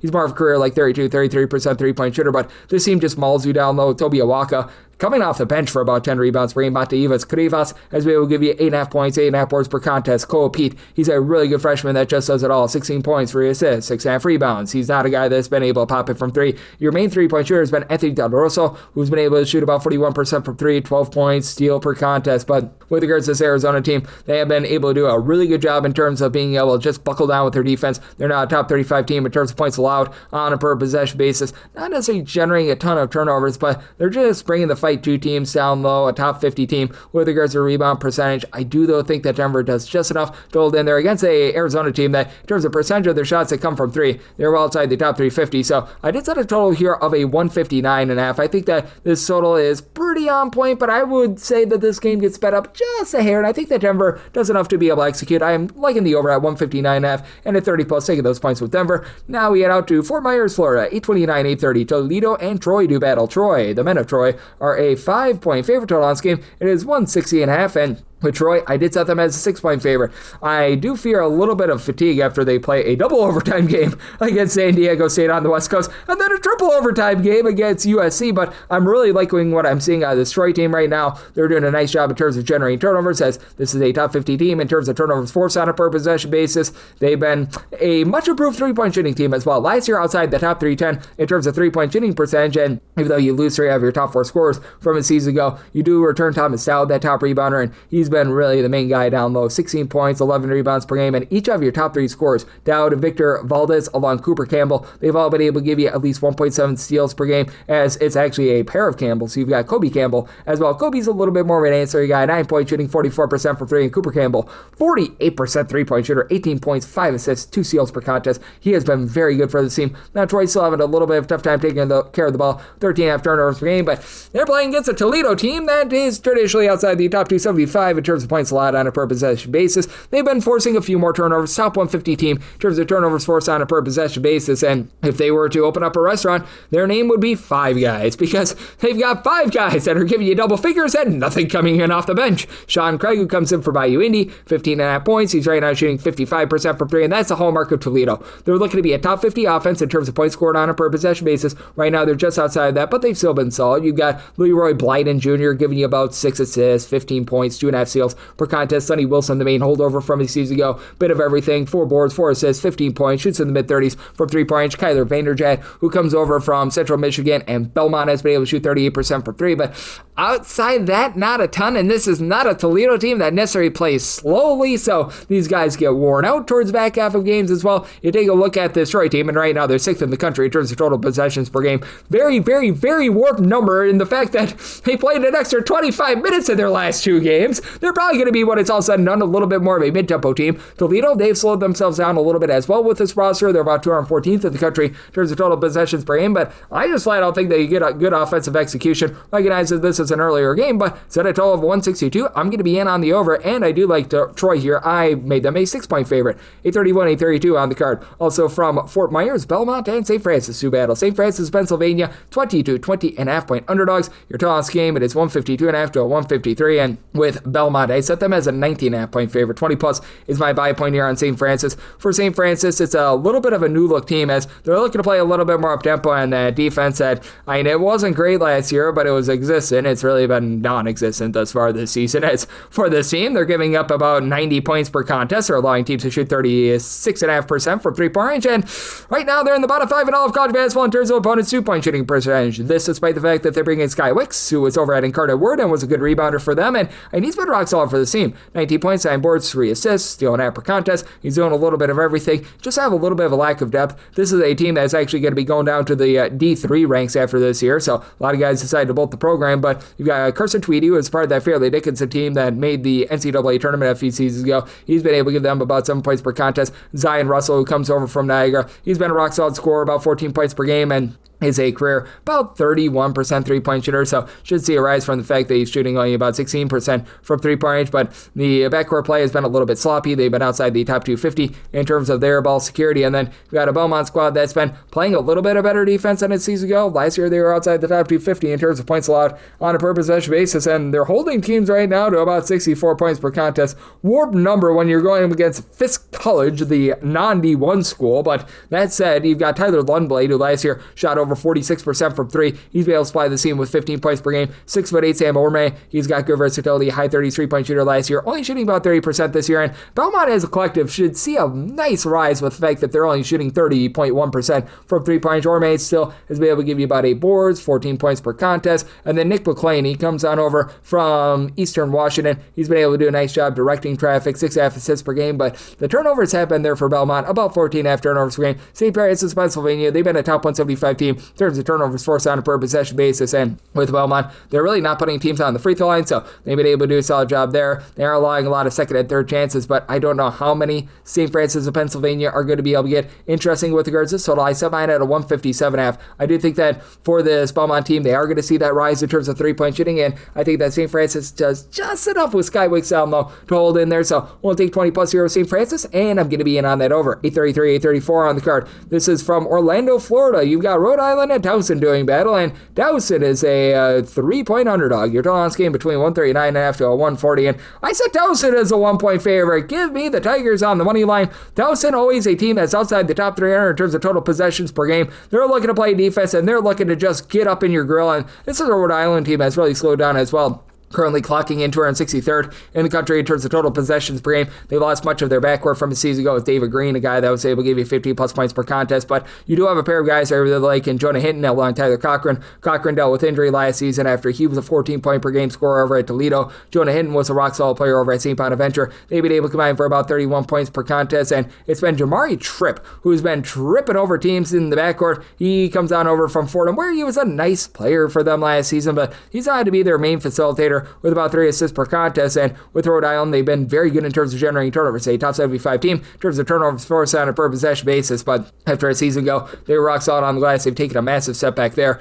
Outside the top 275 in terms of defensive rebound percentage, you've right now got Kyrie Itajeri, who comes out over from Northern Kentucky. He's been able to give you about 4 boards per contest. And I do like the transfer from St. Peter's and Mohammed. So saying 6'9", he's been able to give the team about 6 boards per contest as well. But Towson, even though they do lose quite a bit, they're rebounding from a season ago, they're still mauling on the glass. They're still a top 55 team in terms of rebound percentage. This is always going to be a Towson team that's going to leave something to be desired on offense, but they should see a rise with their current 27% three-point shooting, with bringing back 2 double-figure scorers from a season ago, Tyler Tejada, along Dylan Williamson. They've been combining to shoot less than 30% from three-point range, and then Jack Dombia, who comes over from Wright State. He has been Mr. Right for the team, a little bit under 2 steals, 7 boards, 12 points per contest, so love what he's bringing to the table. And you've had Ryan Conway in the program for a few seasons. He last season was pretty solid for the team with about 6.5 points, shot 40% from three-point range, and him being able to take some strides forward as a little bit of sixth man, I do think it's going to be able to do just enough for Towson to get the job done in a game that I think is going to be relatively slow, relatively controlled. Towson not allowing any second chances on the glass. Now, they're not really forcing a lot of turnovers, but they play good, get up in your grill defense, and I think that that's going to be just enough to get the job done in a bit of a slug. Semi-total 139, so you're the 140 plus. I'm in on the under, and I do like Towson on the money line.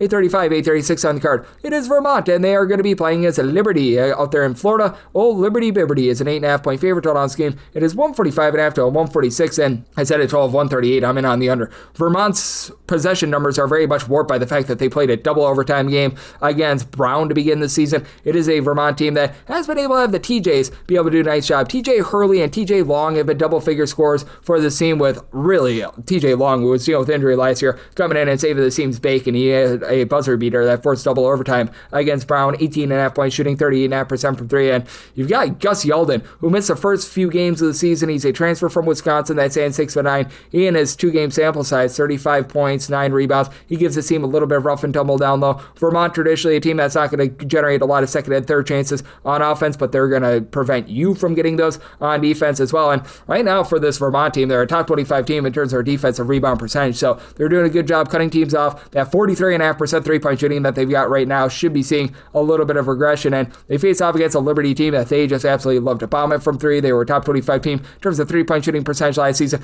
Right now shooting a blistering 46.4% from 3, and they're going to be a good three-point shooting team. I don't know if they're going to be 46.4% good with Brent Decker Jr. Well, he's been decking the halls with shooting 62.5% from 3 with 20 points per contest. Don't think that that's going to maintain all season long, but certainly a nice sharpshooter. And then you've got 6'6", 6'7", do-it-all guy in Zach Cleveland. He's been able to give you 10 points, 10 boards, 8 assists. He has been rock solid as that just Swiss Army knife guy. This is a team that's only turned the ball over about 8 times per game, and it's not a Vermont defense that's going to really generate a lot of turnovers. They just like to play good, get up in your face sort of defense. And for Liberty, they have been a top 40 team in terms of points scored on a per possession basis, but they're back to their slow and controlled style. 351st in the country in terms of total possessions per game, and I think that you're in for a little bit of a slog in this one. I certainly do think that Liberty is going to be able to execute their stuff to be able to get the job done. Did set my line at 8, but now that we're getting to an 8.5, I think that Yeldon coming back for Vermont helps them out on the glass. And this is a Liberty team that last year was outside the top 340 in terms of their offensive rebound percentage. So circumstance where I'm going to be in on this total under, and I'm going to be willing to take the points with Vermont at an 8.5,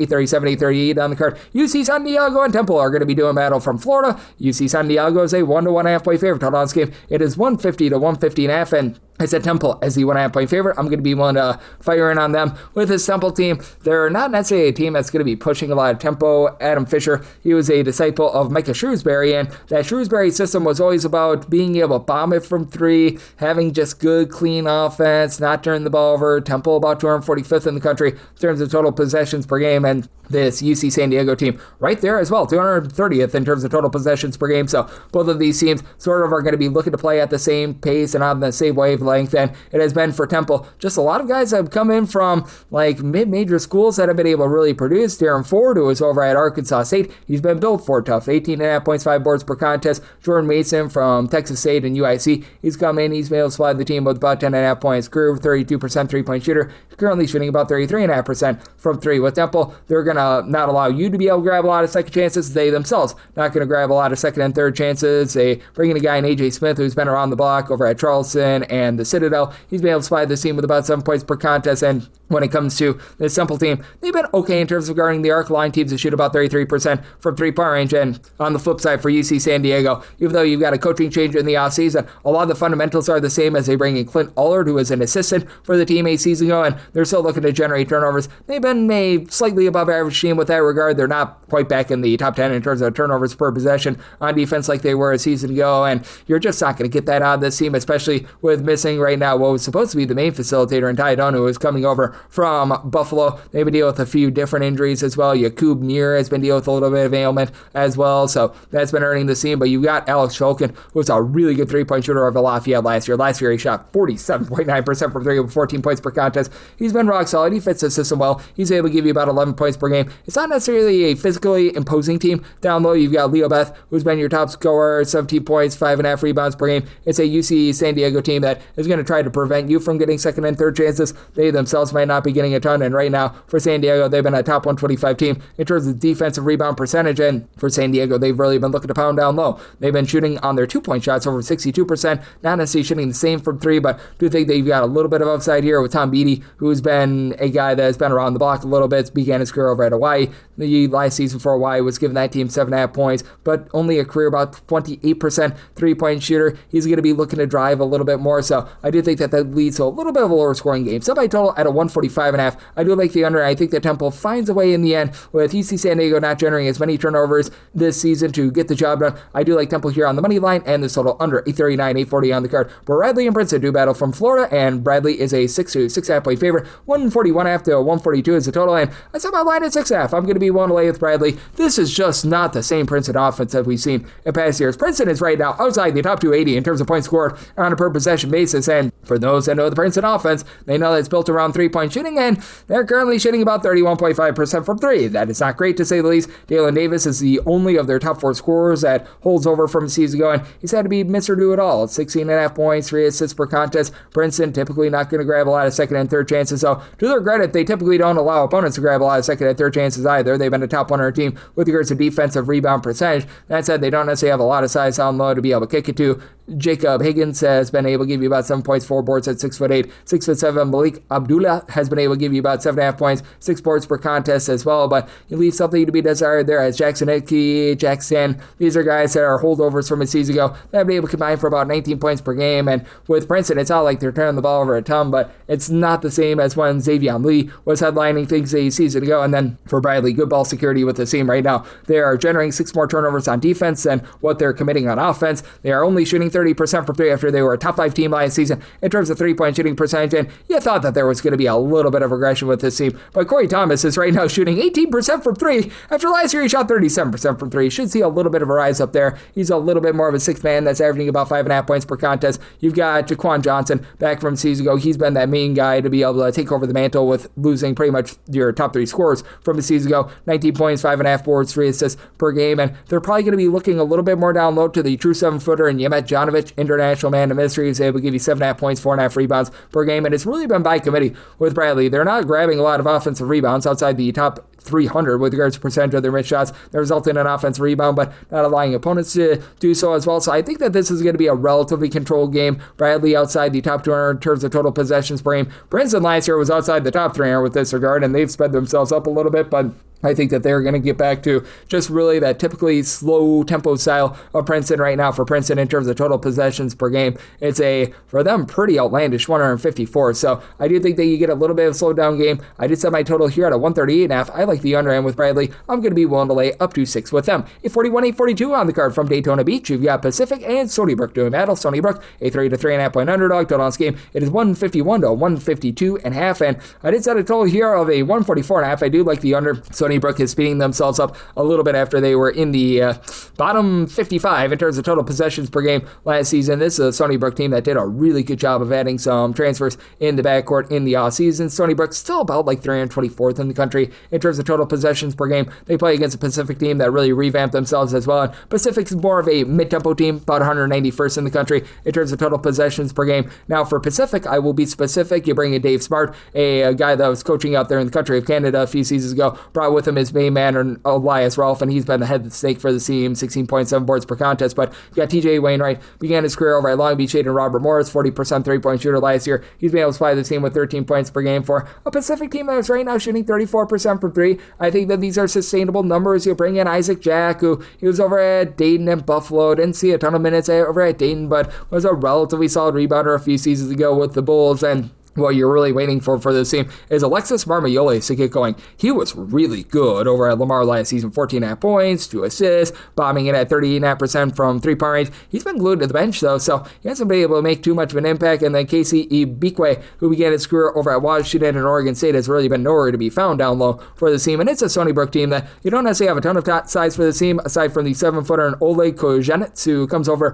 from Wyoming. Not necessarily too much of a rebounder. He's a little bit more of a stretch guy, but in the additions of Eric Pratt from UW-Milwaukee and Rob Brown, who comes over from Nichols. These guys have been very rock solid in the backcourt with Pratt. Right now, giving you 21 points per contest. Brown has been able to get 13 points. He was part of Nichols' team that was pretty solid at generating turnovers, so that has helped out this bunch a little bit as well. Stony Brook, right now, a top 175 team in terms of turnovers forced on a per possession basis. They're now shooting 37% from three, and with the Stony Brook team after last year, they just could not flow good, clean offense. Having those two guards in the backcourt have really helped them out, and this team is not going to be dominant down low, but Richard Goods, he comes on over from Hampton. He's been able to give you 6.5 rebounds per game. And then the gentleman from Slovakia, Tomas Valtini, has been able to come in, give you about 5 boards, and he's been shooting over 40% from three as well. Do think that Stony Brook does a relatively solid job of being able to hold in there in this game. In the end, I do think that Pacific just has a little bit more in the backcourt, especially with Jaden Clayton coming over from Maine, who does a good job in terms of generating turnovers. And I think that you get a relatively controlled game out here. Semi-total 144.5, like the under with Pacific. Made them a 4.5 point favorite. I'm willing to lay the number 843, 844 on the card. You've got two teams from Florida, Bethune, Cookman, and Jacksonville.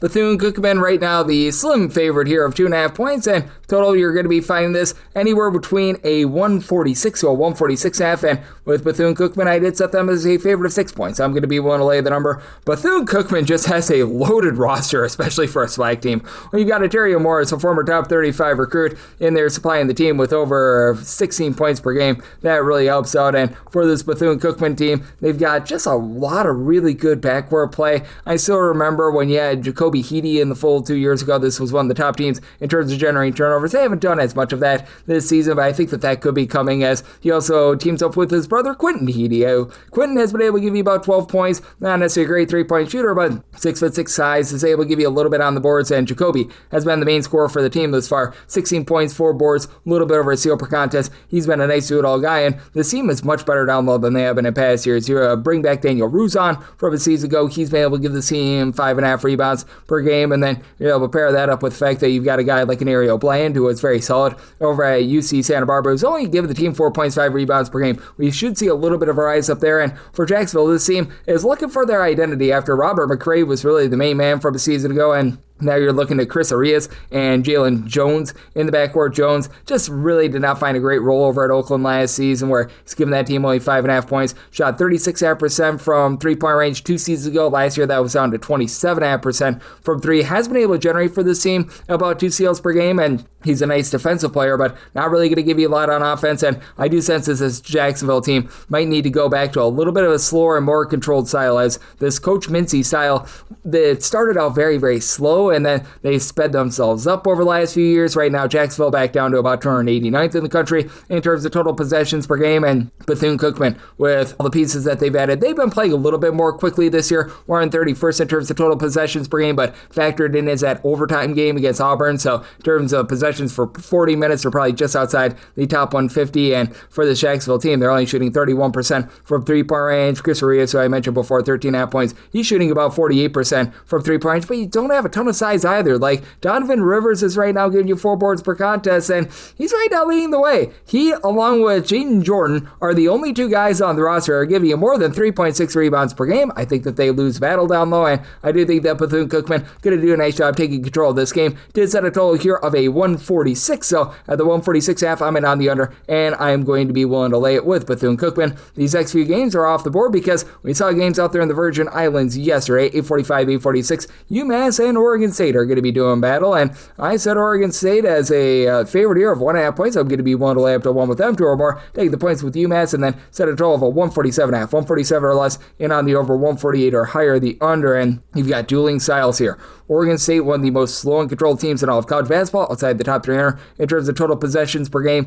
The UMass team, they're looking to bump it up, as UMass is currently 73rd in the country in terms of total possessions per game, and UMass last year was outside the top 355 in terms of their three-point shooting percentage. They're a little bit better this year. They bring in Marcus Baines. He was over at UMBC. He was giving that team about 16 points per game, shot over 40% from three a season ago. Now he's been able to supply this team with about 16 points per contest, and Leonardo Butil, who he was over at Abilene Christian a few seasons ago, he's come in, he's been able to give you 18 points, 8 boards, 3 assists per contest, so I do think that that's been very rock solid for the team. But for UMass, they still have a little bit of a lack of ball security. They're turning the ball over about 15 times per game, as right now you've been looking to Danny Kabuka, who has been the main facilitator for the team. He comes in as a true freshman. He's been able to give you about 4.5 assists per game, but even with adding in their banks, they still leave something to be desired from three-point. You're going to be looking to build themselves down low with Jaden Adunji, along with Daniel Hankins-Samford. Pair of guys are back from season ago, giving you a combined about 11.5 rebounds per game. And Oregon State just hasn't gotten a lot out of their big men.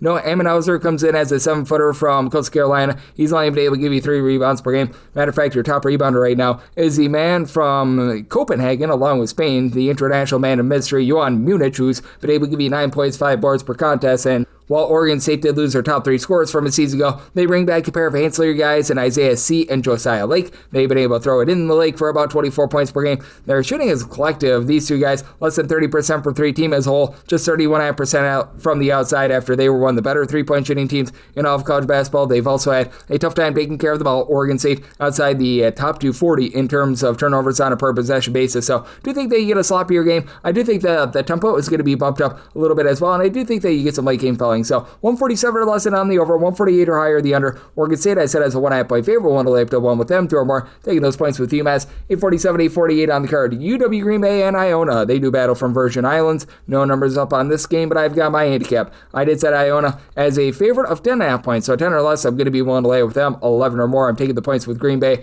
154 or less, I'm in on the over. 155 or higher the under. And UW Green Bay in this event has looked much better, and now they've covered 3 straight games. So yay, verily there. Still have a lot of work to do, though, as this is a UW Green Bay team that's outside the top 280 in terms of both points scored and points allowed on a per-possession basis. And this team's main kryptonite is that they don't hit the boards. They just do not give themselves any offensive rebounds whatsoever. In terms of percentage of their missed shots that result in an offensive rebound, they are currently 355th in all of college basketball. And you've got on the flip side an Iona team that they're not necessarily going to have a ton of size, but this has been a team that's been very foxy in terms of being able to generate turnovers. Year number 1 under Dan Garo has seen this team very much crank up the tempo. They've been a top 175 team in terms of turnovers forced on a per possession basis. Should continue to see some regression from the fact that they're allowing teams to shoot only 24.7% from 3. This number was less than 21% going into their game a few days ago against Akron, and we saw them get lambasted. But we've got a guy in Keyshawn Williams who a few seasons ago over at Northern Illinois was a 15-plus point per game scorer. He's come in, he's been able to give you 10.5 points per game. CJ Anthony, he just was unable to see minutes over at Cincinnati last few seasons. He has stepped in, and he's been rock solid. 16 points, 6 assists, and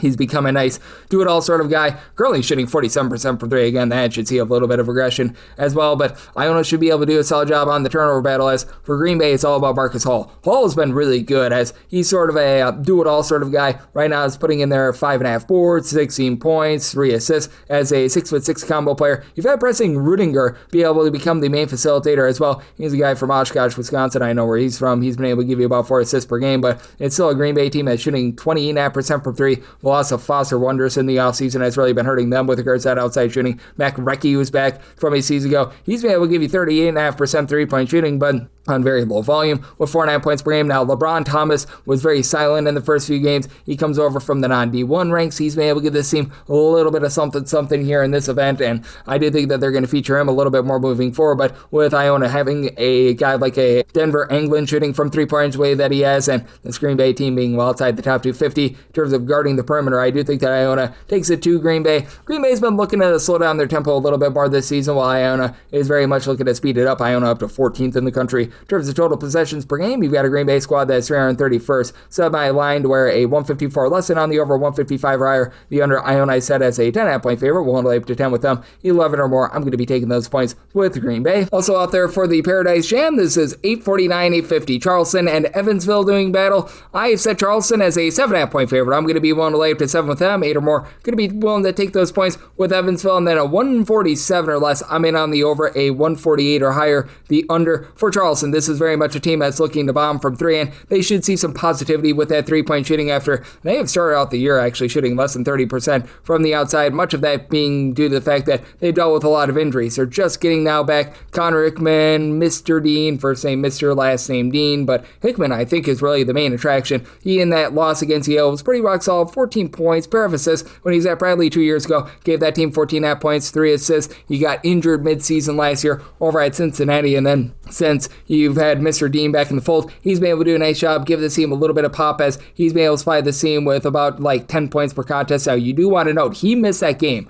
against Yale, so it looks like he's getting a little bit more banged up as well, but you should have Hickman back. You've been able to get a little bit of something down low as well out of Christian Reeves, a true 7-footer that comes on over from Clemson, who's been able to give you about 5.5 rebounds per game. And then on the other end, you've got an Evansville team that they're built a little bit more around horsepower than anything else. As for Evansville, Joshua Hughes is back as a 6'10" big man along Connor Turnbull. Both of these guys have been able to give you 5+ rebounds per game. It is a backcourt that's in quite a bit of transition from a season ago, but for this Evansville team, they've still been able to get some relatively okay three-point shooting. You don't have the guys like Tyshawn Comer in the backcourt from a season ago, but for Evansville, they've really been able to build things around Bryce Quinnett, who has been a true freshman, who's been able to give you about like 10 points per game. He's giving you a pair of assists per contest. Leaf Moeller has been the main guy in terms of facilitation. At 6'7", he's been giving out over 4.5 assists per game. And then you've got Kashawn Porter. He comes on over from NC Central, where season ago he gave that team about 11 points. It's always been a career about 34% three-point shooter, but it is an Evansville team that's going to be looking to play slower. Charleston probably going to be looking to bump up their tempo a little bit more. You take a look at Charleston overall this season, and they're only about 310th in terms of total possessions per game. Much of that due to the injuries, and recognize that you're going to be in a little bit of slowdown with this being in a back-to-back spot. Evansville 318th in terms of total possessions per game, but I think that Hickman coming back for Charleston gives them a lot more pop. So 7 or less, one to lay with Charleston, 8 or more taking the points with Evansville. 147 or less, like the over, 148 or higher, the under, and then 851, 852. You've got Yale and Akron also doing battle for the Paradise Jam.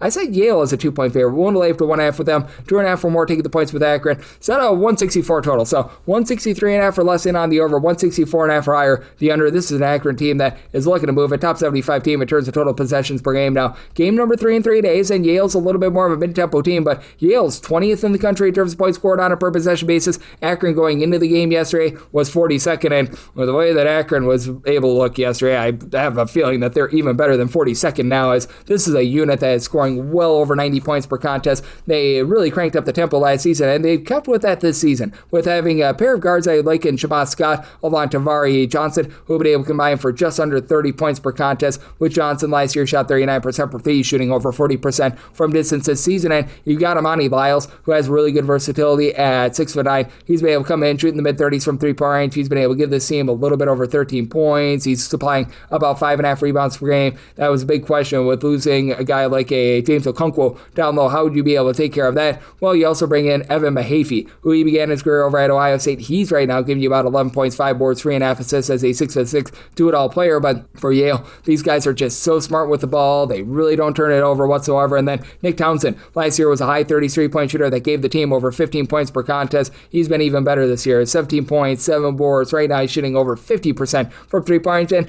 Yale shooting over 46% from three. Should see a little bit of regression with that, but Isaac Salazar, he's been able to do a very rock-solid job down low. He's right now giving you about 12 points, 5 rebounds. He's a guy that can shoot it from three, but that's probably not what you want. He's shooting less than 30% from three-point range, but Casey Simmons, who comes on over from Northwestern, he's able to give you a little bit of rebounding at 6'7", good versatility there. And then you've got a little bit more of, shall we say, a true post presence in Samson Alton, who had 6'10". He's been able to give this team about 4 boards per contest. Was very limited in their game yesterday, but still, he's been able to do a nice job in terms of being a clogger down low with a little bit over 2 blocks per contest. And I do think that Yale, in the end, with how efficient they are on offense, they just find a way to be able to get the job done in this spot. I did set them as a 2-point favorite, so 1 to lay up to 1.5 with them, 2.5 or more taking the points for that Grande, and then 163.5 or less, and on the over 164.5 or higher, the under. 8:53, 8:54 on the card. Rutgers and Tennessee do battle from lovely Las Vegas, and right now Tennessee, they're 14.5 to 15.5 point favorites. 143.5 is the total line. Set a total of 144.5. I'm going to be in on the under for this Tennessee squad. Once again, playing very good defense, or a top 10 team in terms of points allowed on a per possession basis, and Rutgers back in the top 75 in terms of points allowed on a per possession basis. After last year, you had a little bit of a bump in the road with Ace Bailey and Dylan Harper coming in, and this Rutgers team does feel like it's getting back to their roots of playing good, solid defense. You've got Dylan Grant back from a season ago. He's been able to supply the team with 16.5 points, 7 boards, and you haven't gotten a lot of scoring out of Emmanuel Ogobale, but he's been able to supply the team with about 7.5 rebounds per game as a 6'10" big man that's been around the block a little bit. And then I do think that Darren Buchanan, who began his career over at George Washington, has a little bit of upside. Right now, only supplying the team with about 7.5 points per game. 2 seasons ago over at George Washington as a freshman, he was a 15.5 point per game guy. Well, on the other end, you do have a Tennessee squad that is looking to break in a new backcourt, as last season, Zakai Ziegler did a really good job in terms of running the show, and they bring in a guy with a lot of fanfare, and Jacoby Gillespie, who was part of the Crab 5 from a season ago. And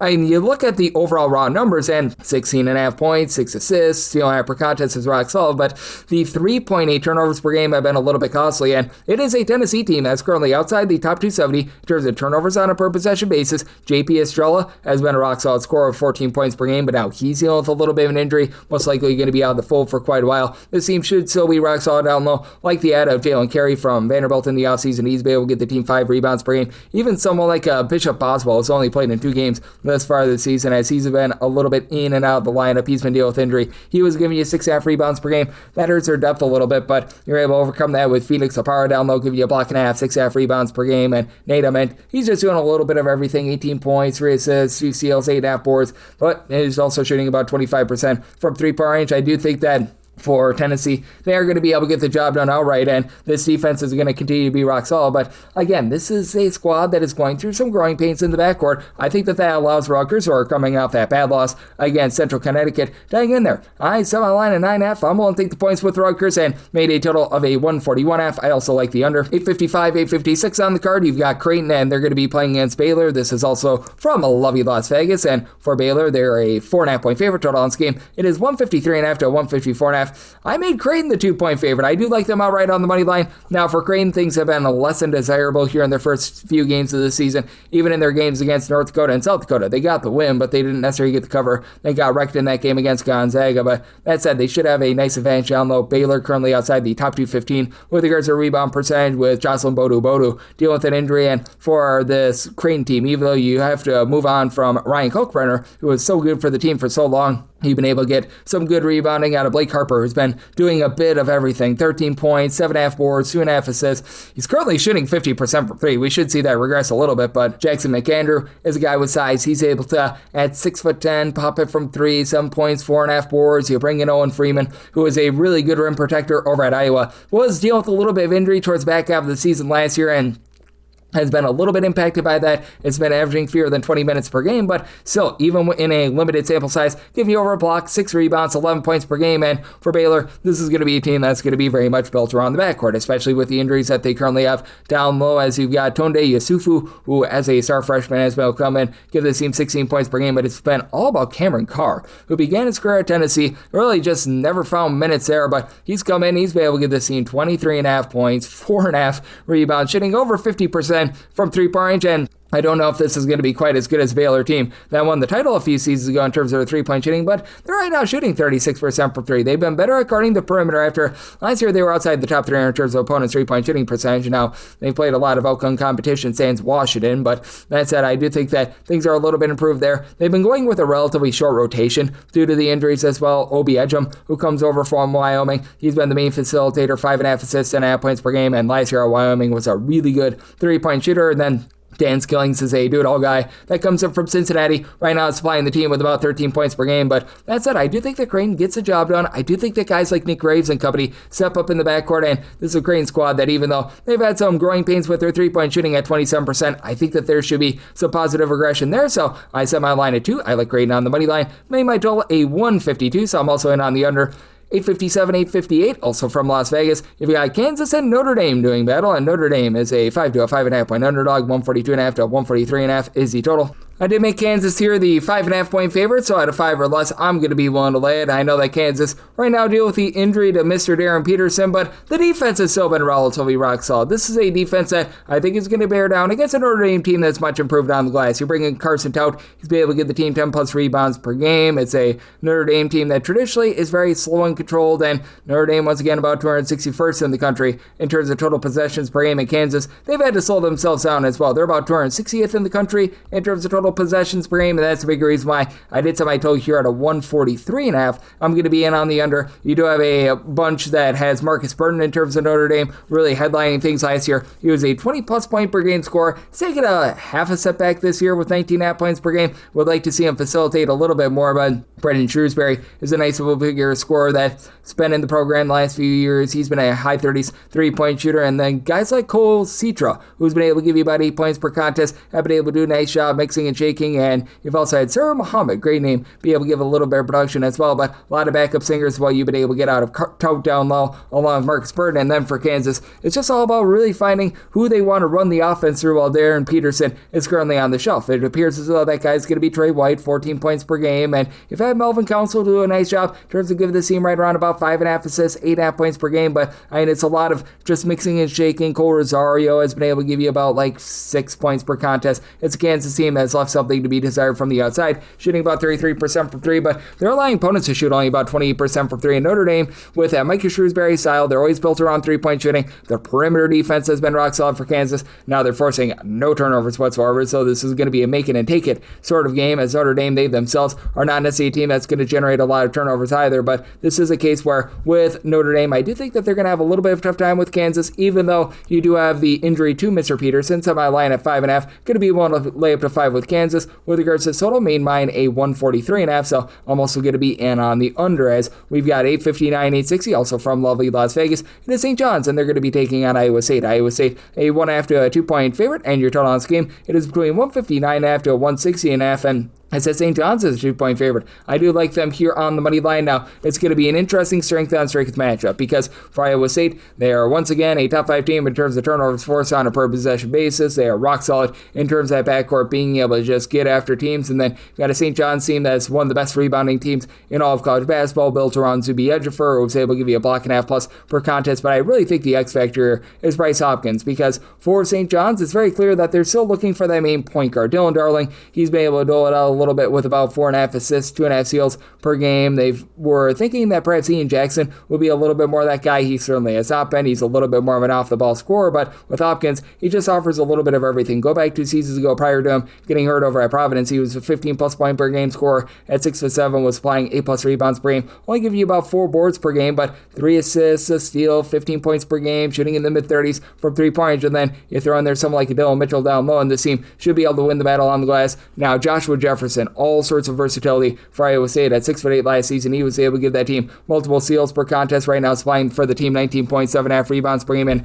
Tamon Lipsby has never really been a go-to scorer. He is right now giving the team 19 points per game. Still does leave a little bit of something to be desired in terms of that three-point shooting, but very clear that he's been able to take some strides forward with that this season as the big guy for being able to hit shots. That'd be Milan Mimosilovic, who's in year number 3 with the program. So he's been about a 40% three-point shooter with about 15 points per game. But it's all about what are you going to be able to get out of some of these ancillary guys like Dominic Nelson, who comes over from Utah Valley, Blake Buchanan. These are 2 guys that are giving you about 8 points per contest. With Iowa State, they're actually averaging 95.5 points per game, but hard to take that too seriously. They did play a legitimate team in Mississippi State, but also played against Stonehill, Grambling, a lot of just pushover teams. And I do think that for St. John's, they're a little bit more battle-tested, having gone up against Alabama. Not a game that they won, but a good level of competition. I do think that they're going to struggle with regards to this Iowa State defense, and I really think that both of these teams are going to hunker down, be able to play some very rock-solid defense, as you've got a St. John's team that last season, they were a top 5 team in all of college basketball in terms of points allowed on a per-possession basis. Don't know if they're going to quite duplicate that, and St. John's, with bringing in Jusan Sadan and company, they are much improved with regards to their three-point shooting, but I do think that St. John's does find a way here to be able to get the job done. I like them outright on the money line, made them a 2-point favorite. Instead of a total of 154, I'm in on the under, 861, 862 on the card. Syracuse is going to be playing against Houston, also from lovely Las Vegas, and right now Syracuse a 13 to 13.5 point underdog. Totals between 137.5 to 138.5, and I do like the under. I set my total at a 135.5, and big reason why I do like this under is not just the Houston defense, which they were number 1 in the country last season in terms of points allowed on a per possession basis. You've got so many guys that are just going to be able to do a great job hitting the boards, being able to generate turnovers, and as we know with Houston, they are always one of the slowest teams in all of college basketball. Last 2 seasons, they've been well outside the top 310 in terms of total possessions per game, but Syracuse is actually leading the country right now in terms of points allowed on a per possession basis. I feel like less might be more for this team in terms of their offense, because right now they're missing J.J. Starlin, who he's a guy that could shoot you into a game, but he's not necessarily efficient. He's not necessarily great on the defensive side of things, and it does feel like without him, they've been a little bit just more balanced, as you've got Kion Anthony, who has been very rock solid. That's the son of Carmelo Anthony, 15 points, 3 boards at 6'5", just offers a little bit of shiftiness, and then you bring in Nathan George, who has been one of the best point guards in the ACC the last few seasons, over at Georgia Tech last few seasons, and he's been able to do a good job in terms of being able to dish it out. He's been able to give the team over 5.5 assists per game. He's always been a relatively solid three-point shooter as well, so he's got that element that he's able to bring to the table as well. But for Syracuse, I do think that they're going to be able to hold in there, because this is a Houston team that feels like they've taken a little bit of a half a step back down low. And William Kyle, he comes over from South Dakota State. He's been able to supply 9 rebounds per game. Now Joseph Tugler is still very rock solid and should be able to win the battle down low, but the versatility of Donnie Freeman at 6'9", a former top 30 recruit. He was injured for much of the season last year. He's come back, giving the team 18 points, 5 boards. It is a Syracuse team that's also doing a good job of winning the turnover battle. They've been a top 40 team in terms of turnovers forced on a per possession basis, while they themselves are only turning the ball over about 9.5 times per game. And with Houston, they bring in a pair of freshmen that have been really able to make an impact for the team. Isaiah Harwell, he's been able to give the team about 6 points per contest, and Kingston Flemings has actually been that top scorer, 5.5 assists, 17.5 points per game, as we've seen Milo Suzan be a little bit more in the background this season with about 9 points per game. His three-point shooting is a little bit off. Emmanuel Sharp, you know that he's always going to be sharp from the outside. Last year, a 40% three-point shooter, down to about 37% this season. Should be able to pick up a little bit, but even though I do think that Houston is going to be able to get the job done, and this is still a Houston team that's as tough as nails, this Syracuse team has really done a good job turning over a new leaf with their defense. I think that helps them hold in there. So I did set a line here of a 13.5. I was seeing some 14s out there, 14 plus. That does become my buy point here on Syracuse. So if we can get up there, I'm going to be willing to take those points. If it gets down to a 13, I'm seeing a 12.5. That would be a lay for me on Houston. But that said, with regards to Syracuse, I'm going to be seeking out a 14, which I think we should be able to get when it's all said and done. And I'm in on the under semi-total 135.5. 863, 864 on the card. Oregon and Auburn do battle from lovely Las Vegas. Oregon's an underdog of 4 to 4.5 points. So on this game between 152.5 to 153.5, and set a total of 147. I do like the under. Oregon has been well outside the top 225 in terms of total possessions per game, and for Oregon, they have been much better with regards to their defense than their offense. Right now, well outside the top 100 in terms of points allowed on a per possession basis, and I mean, a lot of people are thinking that Jackson Shellstead was going to be on the shelf for quite a while. He only missed 1 game, so it's not like that injury really has impacted this offense that much. For Oregon, though, they're doing a nice job in terms of bearing down with regards to that defense, as they're currently clocking in 50th in the country in terms of points allowed on a per possession basis, while you do have an Auburn team that has been more around about 52nd, so both of these teams pretty equal with that regard. Now, I did set Auburn as a 5-point favorite just because I do think that they have the best player out there on the floor, as Keyshawn Hall has been incredible coming on over from Central Florida. He at 6'7", 6'8", is supplying 23 points, 11 boards, 2.5 assists. He's about 54% three-point shooter right now, which obviously that should be going downward, but I mean, still, you've got Keshawn Murphy back. He's been able to give the team 6.5 rebounds per game, and while I do like the versatility of Nate Biddle, Biddle last season gave this team right around about 13.5 points through in there. a block and a half, 5.5 rebounds per game. He was able to do a pretty rock solid job with that regard. I do think that it's going to be a case where this is going to be a team that has a little bit of a tough time on the glass for Oregon. You just have not been able to get a lot of the ancillary guys to be able to get going as well, because they brought in Kawam, aka KJ Evans, a few seasons ago as like a top 30 recruit. He just has not been able to develop. He's right now giving you about 10.7 boards per contest. And then TK Simpkins from Elon, he's actually been very rock solid. He's been able to give the team 14 points per game. But for Oregon, a little bit sloppy with the ball outside the top 225 in terms of ball security, only shooting 31.5% from three, and they've been very reliant upon getting to the free throw line this season to be able to generate some offense. So this is a circumstance where I do think that Auburn does go out there, get the job done, and I do think that this is going to be a little bit of a lower tempo game with the way that Oregon is playing. So set my total at 147. I do like the under, and with Auburn, I'm willing to lay up to 4.5 with them. 865, 866 on the card. It is Gonzaga, and they're going to be playing against Alabama, and Alabama finds themselves here as an underdog of 3 to 4 points on this game. It is 173.5. It's at a total of 173, so here at the 173.5, that just becomes my buy point on the under, and this has been a very improved defense that we are seeing right now out of Gonzaga. Gonzaga right now, top 25 team, turns points allowed on a per possession basis, and that involves games with Oklahoma and Creighton, so it's not like it's been a total cream puff schedule for Gonzaga. You just have so much size with this entire team. A guy in Graham Ike who's able to dominate down low, 17 points, 9 rebounds per game. You've had Braden Off do a really good job, giving the team 15 points. He's not necessarily shooting well from three, and it's not like Gonzaga's gone into like flamethrower mode from three-point range or anything like that. They're only shooting 34% from the outside, but Ty and Graham Foster, he just offers really good versatility. Not necessarily a guy that shot it well from three last season, but he was a guy that over at Grand Canyon supplied that team with like 15 points, 6 boards, a steal, a block per contest, and then you've got guys that were out of sight, out of mind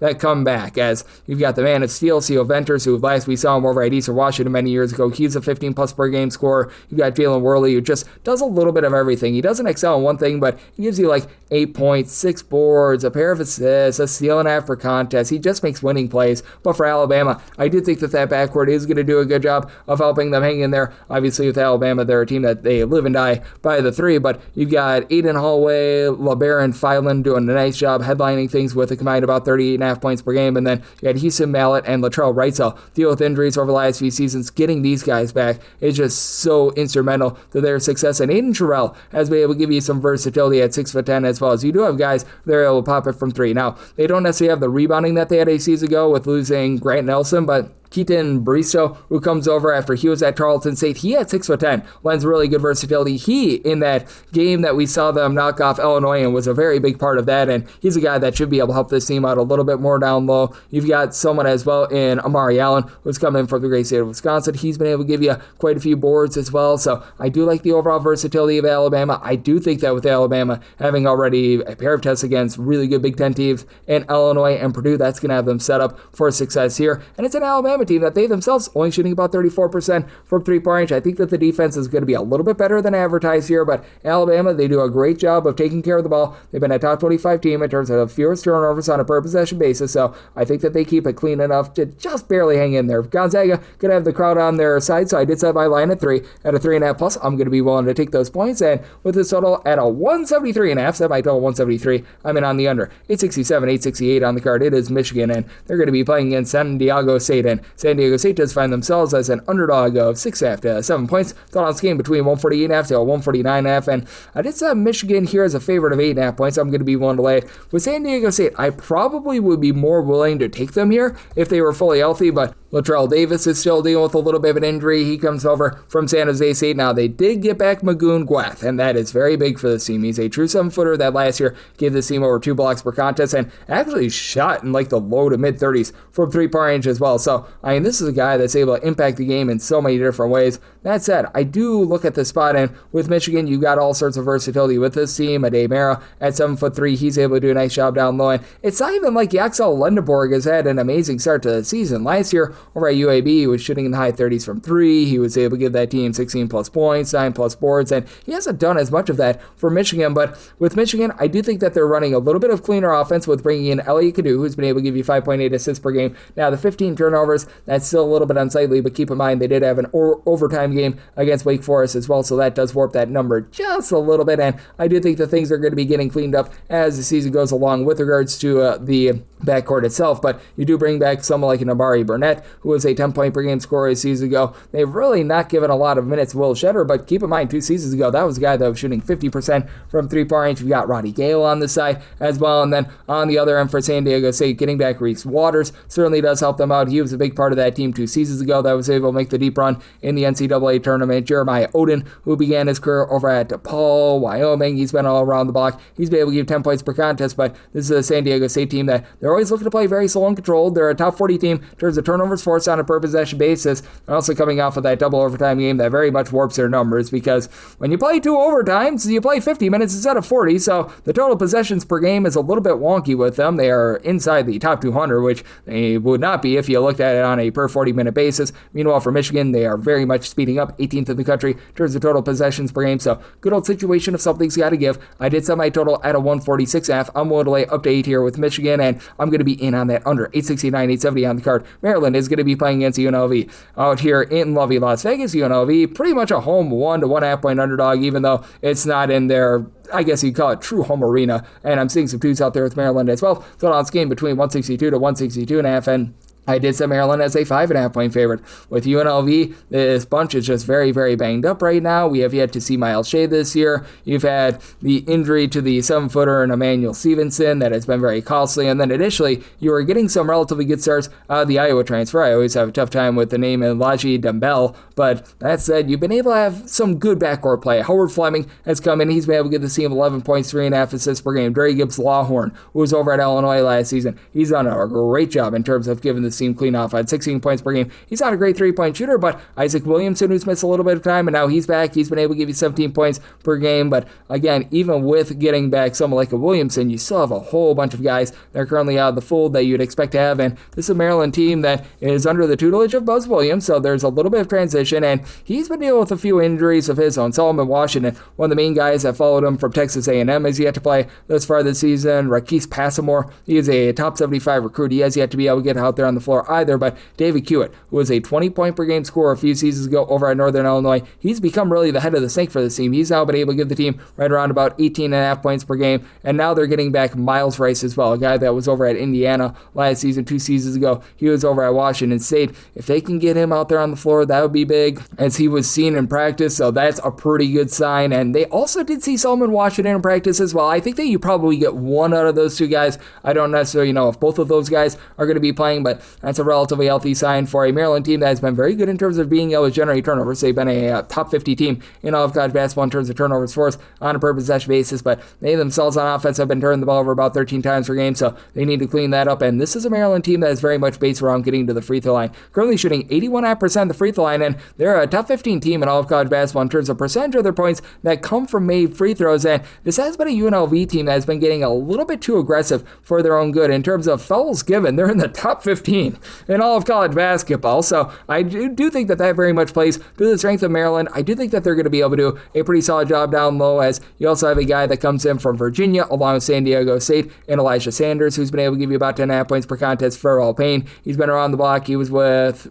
Buzz Williams last season. He's been able to give the team 18 points, 6.5 rebounds per game. I do think that Maryland, even though this game is out here in lovely Las Vegas, they do find a way to be able to get the job done. So with Maryland, I did set them as a 5.5 point favorite. I'm going to be willing to lay the number, and in terms of the total, I made mine a 151.5. I do think that Maryland's going to be looking to play more slow and controlled, that Buzz Williams style, so in on the under along with Maryland. 871, 872. Now we head out to Maui for the old Maui Invitational. This is Seton Hall taking on NC State. NC State currently a 10 to a 10.5 point favorite. 142.5 to 143.5 is the total line. I did set a total here of a 144.5. I'm going to be in on the over. Seton Hall, obviously a very slow and controlled team outside the top 250 in terms of total possessions per game, and the offense is a little bit better than it was a season ago. Last year they were outside the top 300 in terms of points scored on a per possession basis, so really nowhere to go but up from there. But they've been able to get some very good production out of TJ Simpkins along with AJ Sam McCray. They've been able to combine for about 24 points per game. Now, I'm not going to sit here and say that this is an amazing offense or so outside the top 100 in terms of points scored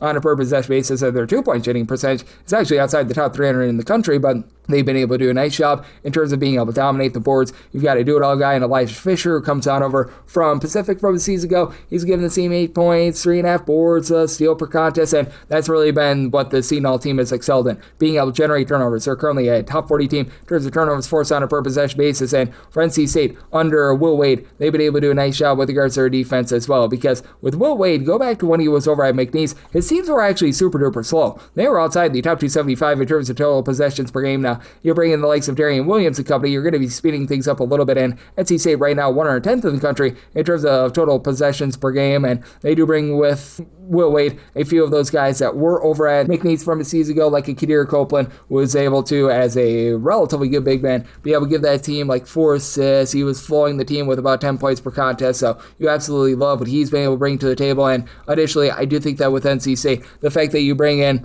these guys like a Jerry Dang, who's got all sorts of versatility, is big. I like Van Allen Lubin. He's been, as a starter, able to give you 9 points, 5.5 boards, and is a solid 3-point shooter for a big man, but that 43% three-point shooting, due to see regression eventually. I don't know how much of it you're going to get at Maui, because again, you have some of the most friendly rims in the world, I would say. But that said, I do think that Seton going to be able to force some turnovers, hang in there. I think that this has a propensity to be close enough for late game fouling. Do like what I'm seeing out of Trey Holloman on the flip side for NC State as well, throwing in their 13.5 points per game. But that said, I'm going to be willing to take the points with Seton. Set my line at 8.5 and at a 144 or less, and on the over 873, 874 on the card. Boise State and USC do battle, and USC is currently a 6.5 to a 7-point favorite, 115.5 to 151.5 is the total, and USC is currently a top 5 team in terms of total possessions per game. Keep in mind that that's a very, very warped number, though, because they played a triple overtime game against Troy, so that's just going to send up the total possessions per game itself. And if you look without that game, so you go back prior to that, USC was more around about 26th in the country in terms of total possessions per game, so it's not like this team is playing slow, but they're not a top 5 team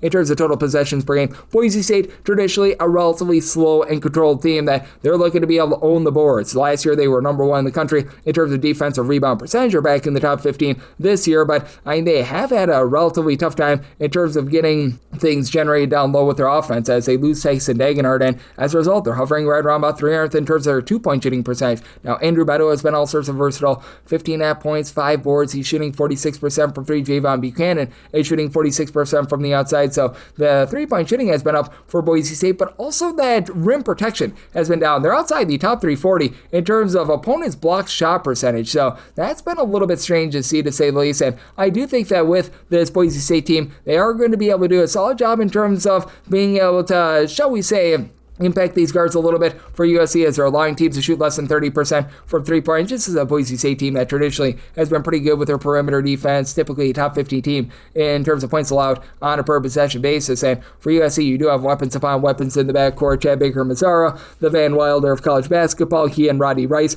are currently combining for about 43 points per game, and Rice, he's been able to give out about 8 assists per game with this USC team. Despite playing a triple overtime game, they're still only turning the ball over about 10.5 times per game, but with this USC team as well, they are owning things down low. They lead the country in terms of block shots, with Baker-Mazzara giving you 2 blocks. You've got Jacob Kofi coming over from Virginia, giving you 2.5 blocks per contest. Heck, you've been able to get a block per game out of a Marion Dixon, who's been able to be a nice rock-solid piece coming on over from Robert Morris. And I do think that with this USC team, just with the way that all these guys are firing on all cylinders, they've been a top 75 team themselves in terms of turnovers forced on a per possession basis, and they're allowing teams to shoot only about 28% from 3. I do think that USC gets the job done, and I do think that this is going to be a little bit more of a control game. I did set my total here at a 147.5. I do like the under, and with Boise State, I set them as a 7.5 point dog, so we'll lay up to 7 with USC. 875, 876 is a game that is presently off the board, but we will be getting numbers on this game. It is Washington State, and they are taking on Chaminade. Now, I will say, don't go completely hog wild on this handicap, because you typically don't have a lot of betting information on Division II teams, but that said, I have set an initial handicap, and this is subject to a little bit of change, of Washington State being a 30-point favorite. I'd be willing to lay up to 29.5 with them, 30 or more, taking the points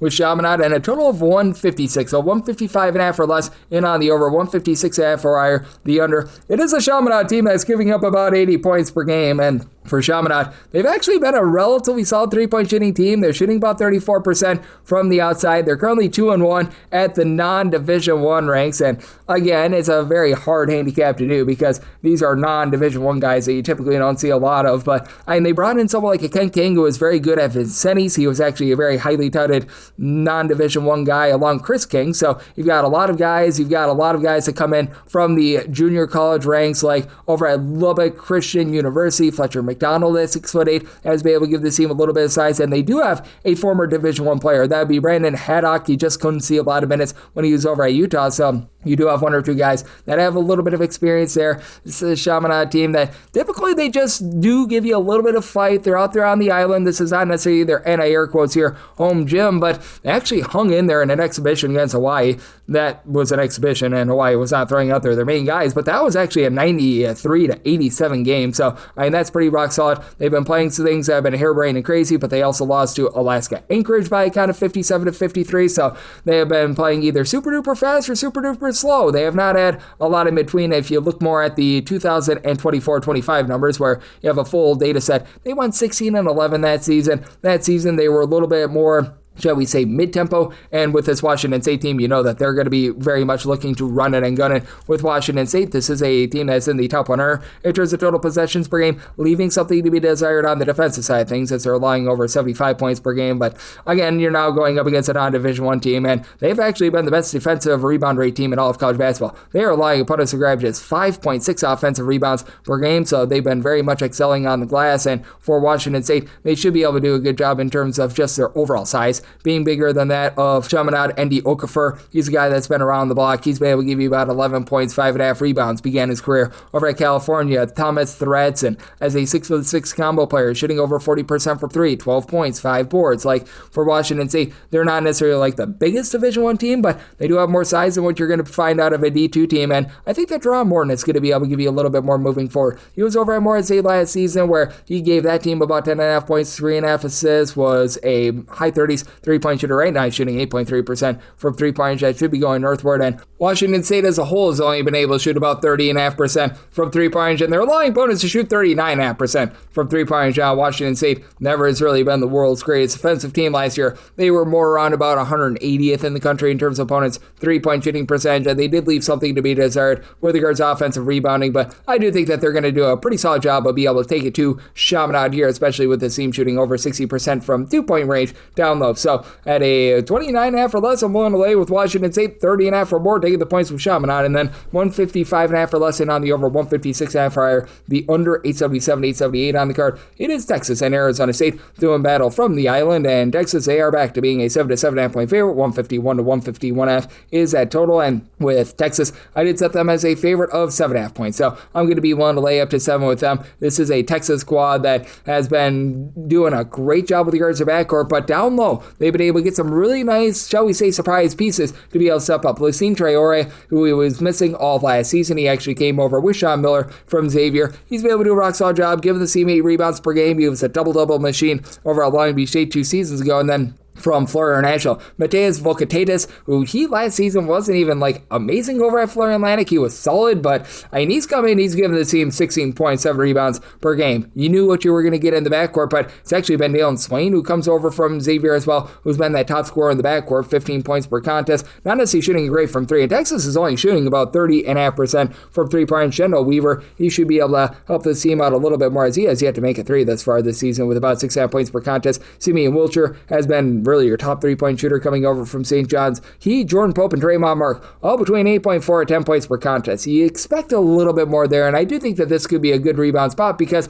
for this Texas team, they've done a great job taking care of the ball. They're a top 25 team. There's a turnovers on a per possession basis, and these guys have a track record of being much better shooters than what they are. Meanwhile, they go up against an Arizona State team that they've actually been able to find for the second straight year a nice unexpected recruit to really step up down low. Masamba Diop, who's been able to give you 13.5 points, 6 boards as a 7'1" big man. And then Mo Odom is doing a good job drawing out clean offense over at Pacific and Pepperdine. He was very rock solid for both of those teams. He's come in, he's been able to give out 7 assists, 2.5 steals, 3 turnovers per game. With how much he has the ball in his hands, it's actually not too bad. You got Bryce Built for Tough, who has dealt with some injuries over the last few seasons, but he's been able to come in. He's been able to give you about 11.5 points per game after he was over at Toledo a season ago. And this team is a little bit stronger down low. Ellen David McCabe, who comes over from Oakland, he's been able to give this team a little bit of a block per contest. For Arizona State, they've been very good in terms of limiting the perimeter. Teams are shooting just 27.5% from three-point range against them. Do think that goes up, but that said, for Arizona State, they once again, much like Texas, are a team that does a great job taking care of the ball, only about 10 turnovers per game. So I do think that this is going to be a game that involves good, clean offense. But for Texas, this is not necessarily a team that's playing as up-tempo as you typically find for a Sean Miller coach team, and Arizona State does seem to be a little bit improved with regards to that defense, so it makes it very interesting with this total. I did set mine at a 147.5, even though Arizona State has been a team that's been more of a top 125 team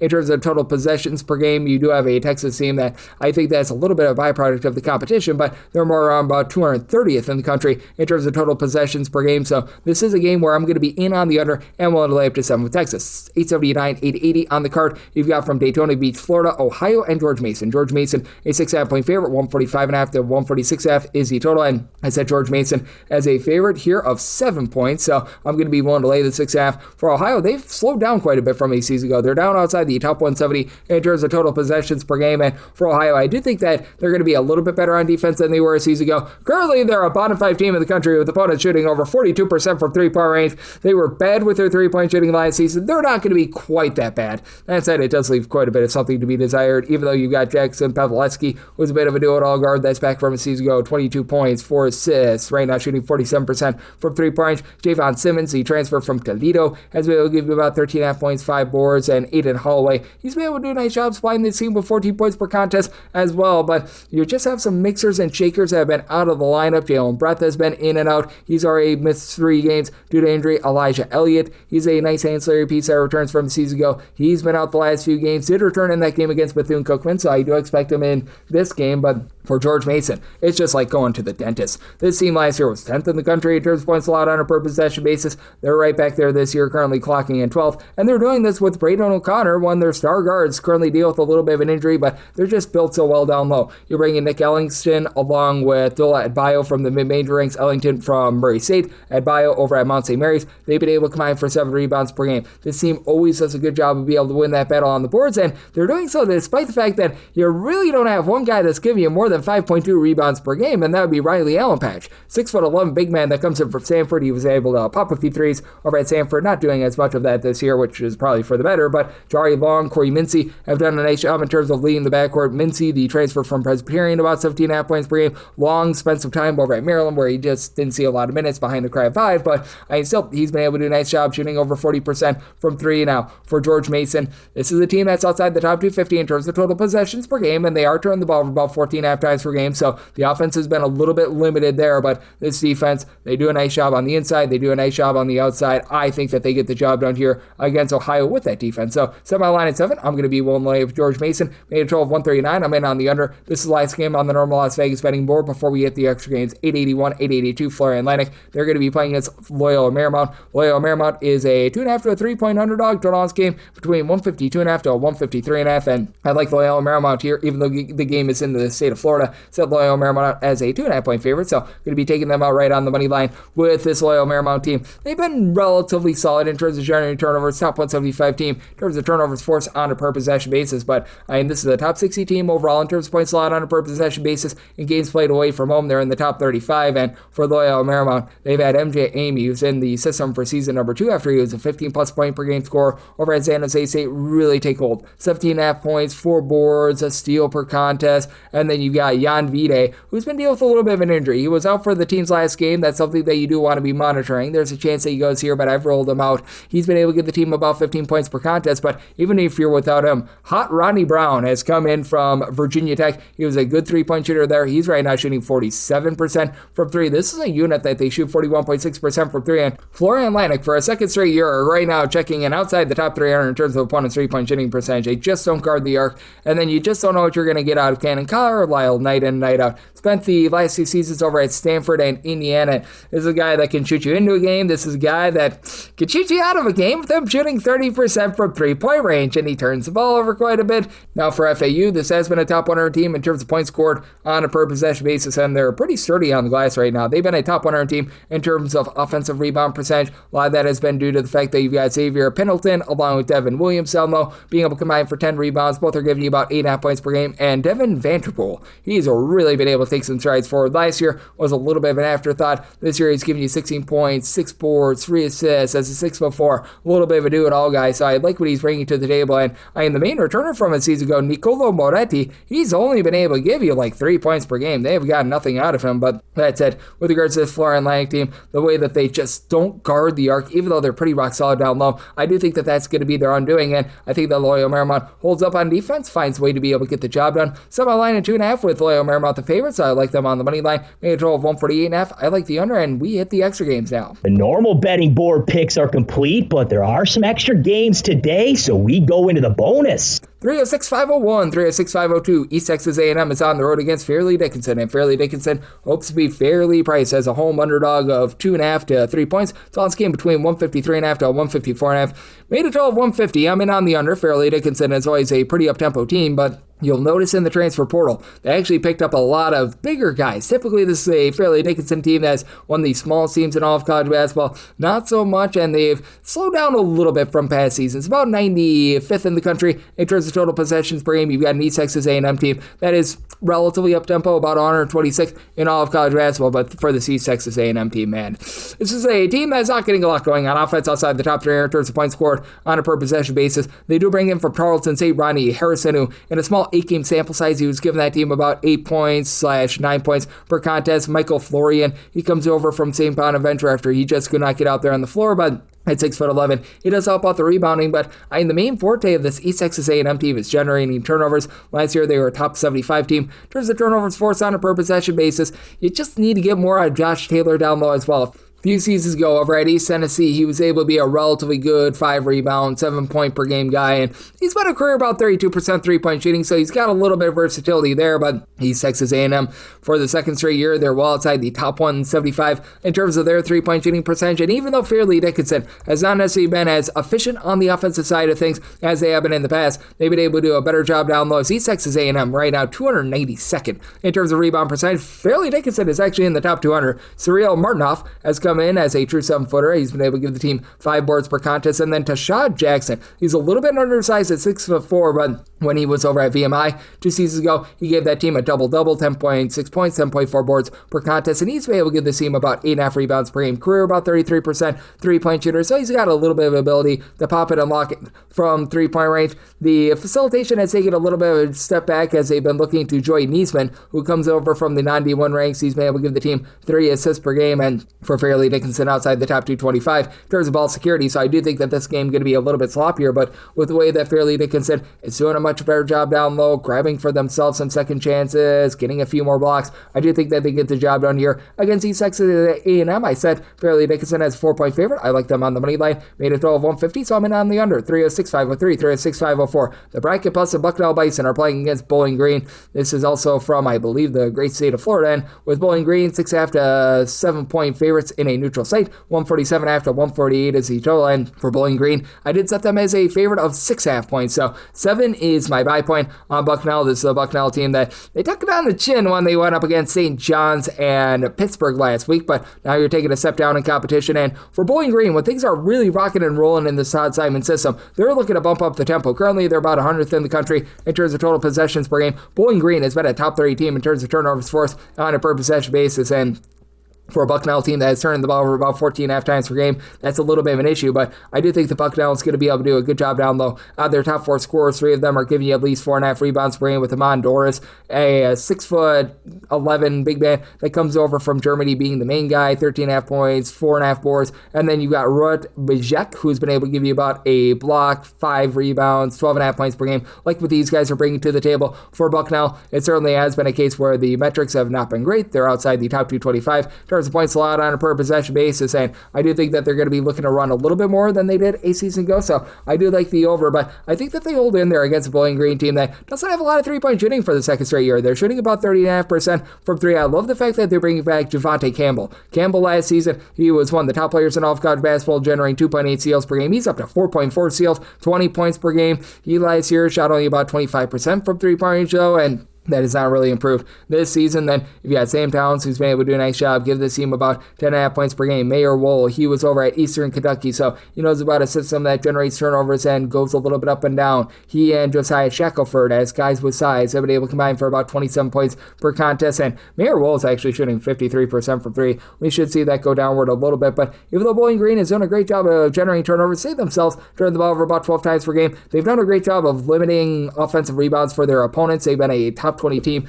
with regards to defensive rebound percentage, but I do think that with Bucknell, they're going to be able to force this team into a few turnovers as well. I do think that for Bucknell as well, they're going to be able to find some good looks on the inside as Bowling Green outside the top 225 with regards to their opponent's two-point shooting percentage, and I think that this is an up-and-down game. Set Bowling Green as a 6.5 point favorite, like 7+ here with Bucknell, and I'm in on the over. 306, 505, 306, 506. You've got VMI and Buffalo doing battle, and let's go Buffalo as a 5.5 to a 6 point favorite. Totals between 152.5 to 154.5, and for VMI, I actually made them the 1.5 point favorite. I'm going to take a shot on VMI on the money line, and here's the big reason why. VMI leads the country in terms of percentage of their shots that come from three-point range. Guess what? Buffalo has not done well in this 5-0 start. Buffalo is currently 343rd in opponents' three-point shooting percentage.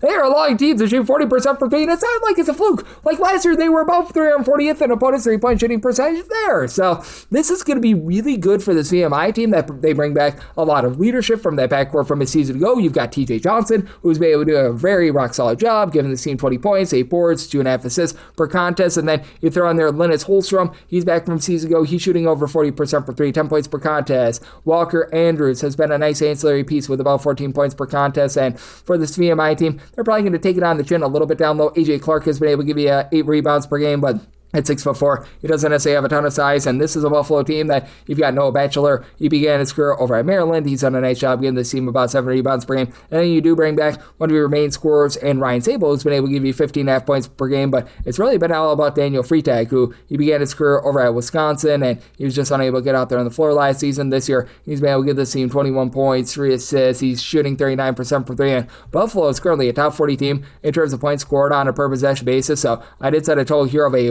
155.5. I'm going to be in on the over. I know that Buffalo has really slowed it down this year. They were down to about 320th in the country in terms of total possessions per game, and you got a VMI team that they're more mid-tempo, always have been, always will be. They're about 200th in the country in terms of total possessions per game, but it's a Buffalo squad that is giving up those looks from three, and I mean, to the credit of Buffalo, they're not allowing teams to be able to get a lot of second and third chance looks. They've been a top 50 team in terms of their defensive rebound percentage. VMI, not a team that's really going to be forcing the issue in terms of generating turnovers, well outside the top 200 in terms of turnovers forced on a per possession basis. I think that you get some good clean offense here, and a VMI team that just loves the bomb it from three. I think that they're going to be able to knock down the shots. Set my line at 1.5. I like VMI on the money line. Made a total of 155.5, so I'm also in on the over. 306.507, 306.508. UC Riverside plays also Grambling. Grambling is a underdog here of 3.5 to 4.5 points. 146.5 is the total, and with Grambling, I set them as an underdog of 8.5 points, so I'm going to be willing to lay the number with this UC Riverside team. It's one that is under a new coaching regime with Gus Argenal coming over from UC San Bernardino, where he was able to lead that team to the Final Four. His teams are always really good at winning the turnover battle, and that's not been the case for Riverside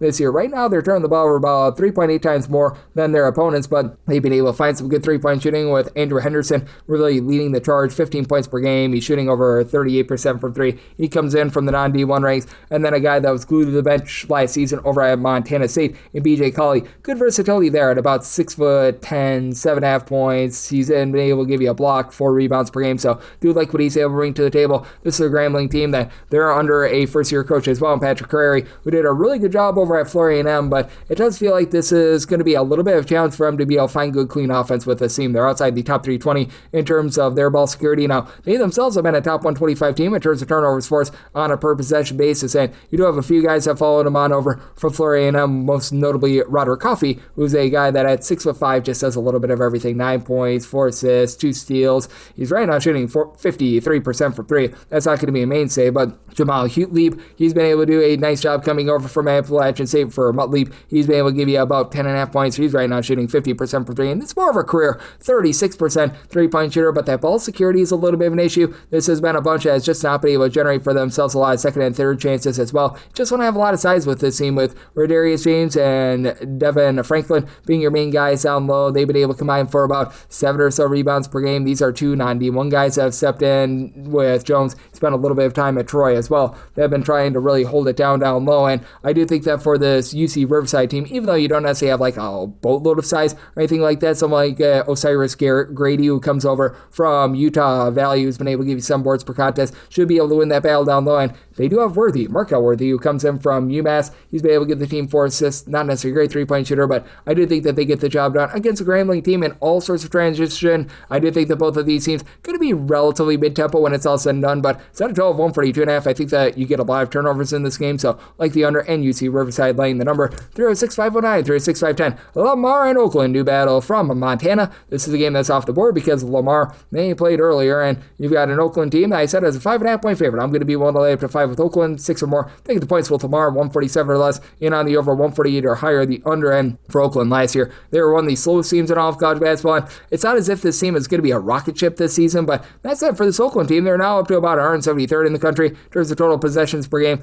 Lamar played a big, giant slog of a game yesterday against Montana, so they're really slowing down. They're outside the top 225 in terms of total possessions per game, and now they're in a back-to-back spot, or else I would be setting this line a little bit more favorably for Lamar. But for Lamar, you do have Andrew Holyfield, who at 6'10" has been able to give you 14 plus points per contest. Right now, supplying the team with 4.5 rebounds, and he's shooting over 40% from 3-pointers. Jaden Grambrell, he's been a high 30s three-point shooter. He comes on up from the 91 ranks. He's been able to give the team over 13 points per contest. Now, this team's offensive numbers very much got dwarfed yesterday with the fact that they played a 68-63 slog of a game, which they did win against Montana, so shout out to them. But that said, Ariel White has been a little bit of a disappointment. He didn't score any points in that game yesterday, and for the Lamar team, they're very much a team that is going to be looking to generate turnovers. They got 16 against Montana yesterday, but I do think that Oakland is disciplined enough to be able to take relatively solid care of the ball. This is an Oakland team that also brings back one of their main post presence from a season ago, and Bari Navarua, who's been able to give you 5.5 rebounds per game. They bring in Isaac Garrett, and they really bring in 3 highly touted junior college guys. 3 guys, and he is Zaire Wells,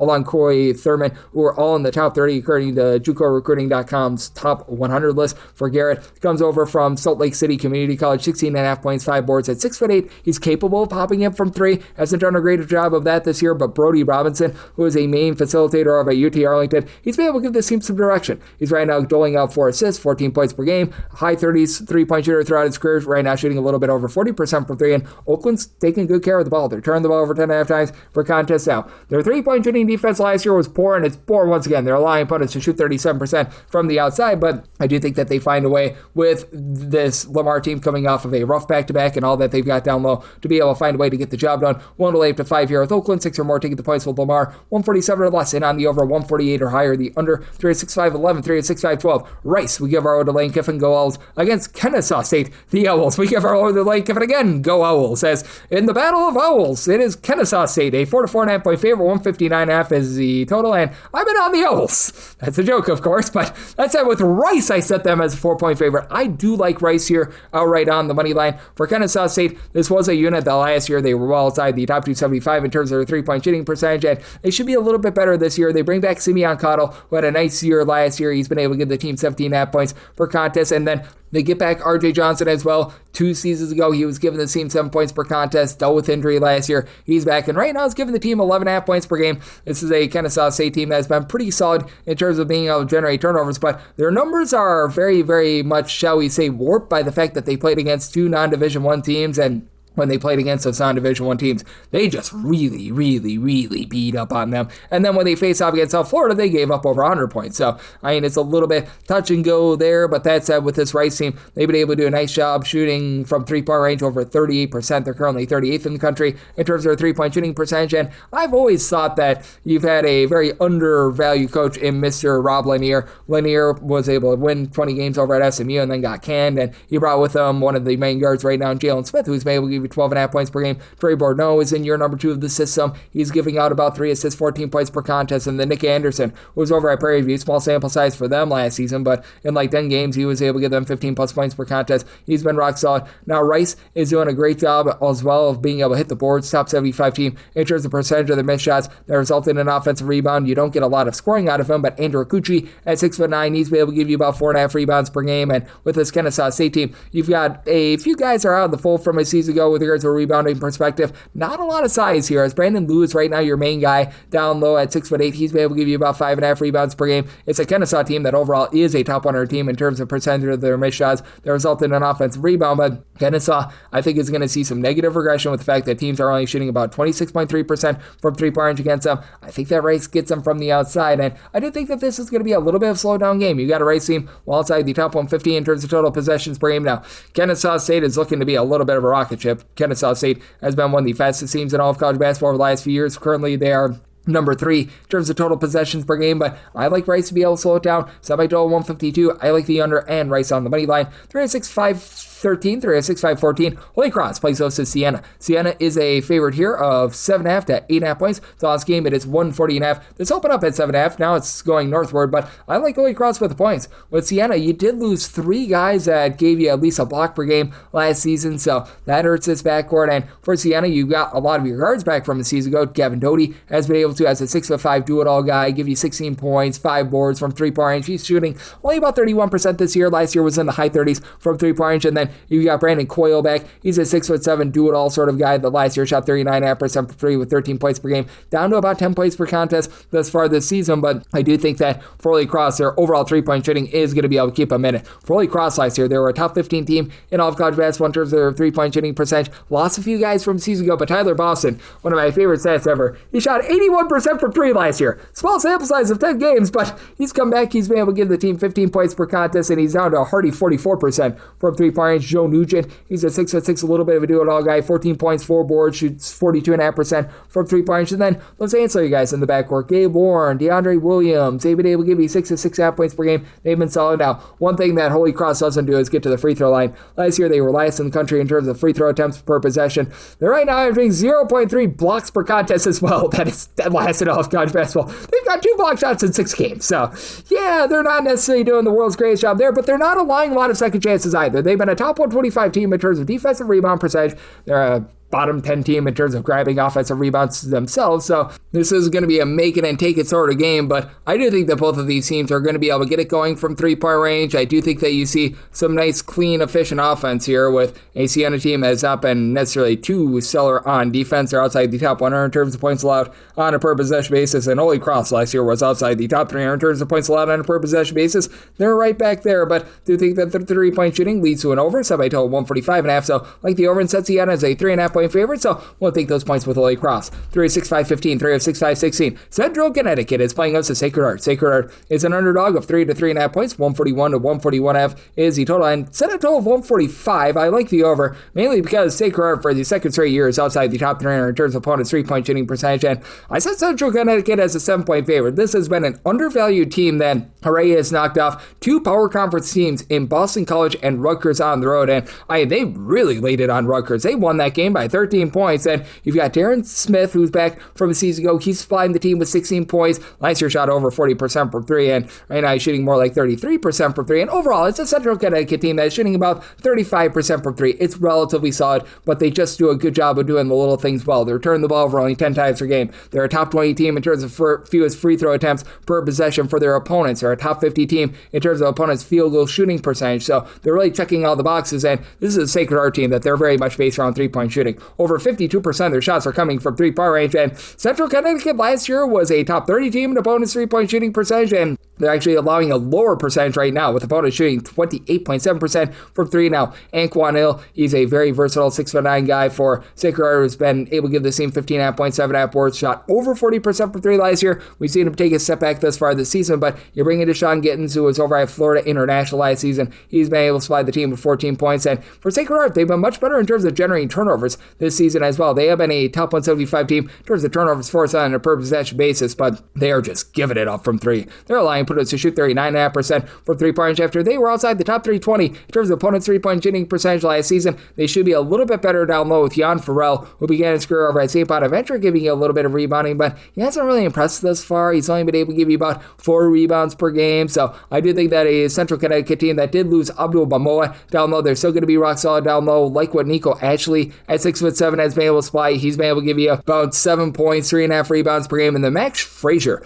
how about him being able to give you about 7.5 rebounds per game after he began his career over at Siena? So this is a circumstance where I think that Central Connecticut, team that's tougher than a $2 steak, they find a way to get the job done here. Do think that it goes a little bit more up-tempo. Sacred Heart just giving it up on defense. They're inside the top 100 in terms of points allowed on a per possession basis. So set a line of 7, willing to lay with Central Connecticut, and like the over set, my total 145. 36-5-17, 36-5-18. Florida Gulf Coast is going to be playing host to Oral Roberts. Oral Roberts, a 9 to 10 point dog. 157.5 is the total, and I said Oral Roberts as a 5.5 point dog. I'm going to be willing to take the points. I really like what Corey Bennett is doing with the system, as Oral Roberts is back to being one of the teams that we all know and love. They just lost their way under Russ Springman over the last 2 seasons, and for this Oral Roberts team, they're only shooting about 30% from three, but they're really taking a lot of threes. Over 50% of their shots have come from three-point range. I do think that this is going to be going northward as the season goes along. It's Jack Turner down for what is able to give you 10 points. He's shooting in the mid-30s from three. They bring in Ty Harper, a guy that I really liked over at Youngstown State last season, and he last year gave that team 10 points, shot about 34.5% from three, and now he's been able to supply this team with about 15.5 points per contest, so love what he's bringing to the table there. You've got for the Oral Roberts team, a team that's been getting a little bit tougher on the glass as the season has run along as well. Yatu Yamanachi Williams, who 2 seasons ago over at Portland was a guy that would give you like 8 points, 4 boards, shot it well from three at 6'10", missed all of last year due to injury. He's been able to give this team a little bit of rough and tumble for an Oral Roberts team that's currently outside the top 175 in terms of rebound percentage, but Florida Gulf Coast has been pretty ghastly with regards to their defense. Last year, they were a top 100 team in terms of points allowed on a per possession basis, giving up over 80 points per game, and they've really sped themselves up. Last year, Florida Gulf Coast was outside the top 300 in terms of total possessions per game. As a matter of fact, they are outside the top 340 in terms of total possessions per game, and this season, they have sped themselves up to being more of a little bit of a mid-tempo team, so going to be interesting to see how that progresses moving forward. You've got a FGCU team that has had Ramiro Barno do a nice job in terms of facilitating the offense, 5 assists and 1.6 turnovers per game, and he's shooting over 40% for three. The team as a whole is only shooting about 32% from the outside, and they're very much looking to Jordan Ellerby to be a sixth man. He's come in, he's been able to give the team 11 points per contest, comes on over from the great state of Pennsylvania. As we recall, Patrick Chambers, he used to be the Penn State head coach, but Michael Duox, who came on over from Northern Iowa a few seasons ago, just has never really developed. 7 points, 5 boards. You just expected a little bit more out of him, and then losing some of your main post presence and trying to replace him with Tristan Goulet, who did see some good minutes in the CBI last year, but has only been able to give you 4 rebounds per game. That's led to the interior defense being rough. They're actually outside the top 300 in terms of opponents' 2-point shooting percentage. I do think that they're going to right the ship a little bit more, as they've been a really good offensive rebounding team, but that said, with Oral Roberts, this defense is getting better and better, and I do think the Florida Gulf Coast is going to start to slow things out a little bit more. So I told 151.5, like the under, and the points here with Oral Roberts. 306-5-19, 306-5-20. Bellarmine is on the road against the Citadel. Bellarmine's a road favorite of 1.5 points. So his game is 158.5. Something's got to give. Bellarmine should not be a road favorite to darn near anyone, and betting the Citadel is rough. I'm going to bet the Citadel, though. I set the Citadel as a 4.5 point favorite, so we're going to take them outright on the money line. Both of these teams are terrible on defense. You've got a Bellarmine team that is second worst in all of college basketball in terms of points allowed on a per possession basis for a second year, and then you've got the Citadel at about 350th in the country in terms of points allowed on a per possession basis. You've got both of these teams outside the top 345 in terms of rebound percentage, but the Citadel, they're 27th in the country in terms of taking care of the ball. They're only turning the ball over about 9.5 to 10 times per contest. You've got a Bellarmine squad that might have the best player out there in Jack Karazinski. He comes on over from William & Mary, America's favorite tag team. He's been able to give you 20.5 points, shoots in the mid-30s from 3 at 6'9", line, so nice versatility there. It's a Bellarmine team, though, that is supposed to be built around three-point shooting, and they're shooting 30% from three, and opponents are shooting 41% from three-point range, and this team is not grabbing any offensive rebounds whatsoever. Bellarmine, a mid-team with regards to turnovers. They're turning the ball over about 12.5 times per game. Not great, not terrible, but this team is just getting absolutely hammered with regards to their defense, but the offense is just not very efficient either. And for Bellarmine, typically, this is a very slow and controlled team, and the Citadel, ever since they had Conroy took it over, they've been back to playing very, very slow as well. For Bellarmine, in terms of total possessions per game right now, hovering right around about 200th in all of college basketball. The Citadel, they have been right in that neighborhood, about 171st, so two relatively mid-tempo teams. And for the Citadel, you've been able to get some good production down low out of Silvo Adbasi. Began his career over at Florida State. He's been able to get the team about 10.6 boards per contest. Nobody else on the roster giving you north of 3.6 rebounds per game, but Marco Gonzalez, as a freshman, has been able to supply about 11 points, 3 assists per game. And again, it's a team that's doing actually a very solid job in terms of taking care of the ball. They've been a top 225 team with regards to their two-point shooting percentage, as well as Christian Moore has been able to give you a little bit more. He's giving you 12.5 points, and he was a nice holdover guy that stayed with the program from a season ago. And then I do think that you have a little bit of upside with Braxton Williams as well, who's been able to give you 9 points as a 6'6", a little bit of a jitterbug guy. I do think that the Citadel gets the job done at home in a game which is involving two of the lesser teams in all of college basketball. Set by total 148.5. I like the under and the Citadel here on the money line. 306-521, 306-522. Cincinnati, and yes, we're on to Cincinnati. They play us at NJIT, the New Jersey Institute of Technology. 32.5 to 33.5 point dogs. 138.5 to 139.5 is the total. And I did set a total of 142.5. I like the over. Cincinnati is actually really speeding themselves up. They're in the top 50 in terms of total possessions per game. Not leading to great offense, though. They're outside the top 260 in terms of points scored on a per possession basis, and they're playing too fast for their own good. They got Kirk Creaser running the point, and typically that doesn't lead to good things. And they are 300th in the country in terms of turnovers on a per possession basis, playing against an NJIT team that they themselves have been well outside the top 275 in terms of turnovers on a per possession basis. But good news is they're getting back their top scorer from a season ago, Sebastian Robinson, top returning scorer from a season ago. He was dealing with injury for about 4 or 5 games. They've been easing him back a little bit more. He should be able to be full go here. So he's been able to give you 6 points per contest this season after last year. He was a 12-point per game guy that's able to give you a little bit of something from 3-point range. But this team, even though they're going to lose a battle down low against someone like a Mustafa team, 7'2" big man that last year over at Central Florida gave that team 2+ blocks per contest. You've been dealing with some injuries for the Cincinnati team, and kicking off Jizzle James was not great, but still they're going to be able to win that battle down low. No offense or buts about it, but Jordan Rogers has been pretty solid for this unit. At 6'6", he's a nice little bit of a gadget guy. 7 points, 4 boards, and last season actually shot 43% from 3-point range. You've been able to get really good production out of the freshman and David Bolden as well. 13 points, nearly 3 assists per contest, shooting in the high 30s from 3-point range. And for Cincinnati, the 3-point shooting is not necessarily the world's worst. You bring back a guy in Day Thomas, who last year shot about 40% from 3. He's giving you 14 points. Right now, shooting over 50% from 3. And Baba Miller, as a 6'10" combo player, 14 points, 10 boards, double-double. He was really good over at Florida Atlantic and Florida State last few seasons, but again, the turnovers, very costly. Now, Cincinnati, they themselves are a top 50 team in terms of turnovers generated on a per possession basis. And for Cincinnati, they're allowing teams to shoot less than 30% from 3. They themselves are shooting less than 30% from 3. But I think that just the raw amount of possessions is going to get you over. Cincinnati looking to play harebrained, crazy, and this has been an NJIT team, leaving something to be desired. Well, outside the top 225 in terms of points allowed on a per possession basis. But semi line at 24.5, taking those points with NJIT, and I'm in on the over. 306-523, 306-524. Battle of Kentucky as Northern Kentucky plays with Eastern Kentucky. Eastern Kentucky, a 2.5-point underdog. Total game between 155.5 to 155, and set a total of a 147.5. I'm in on the under for Northern Kentucky. I just don't know if they do their part with this total, as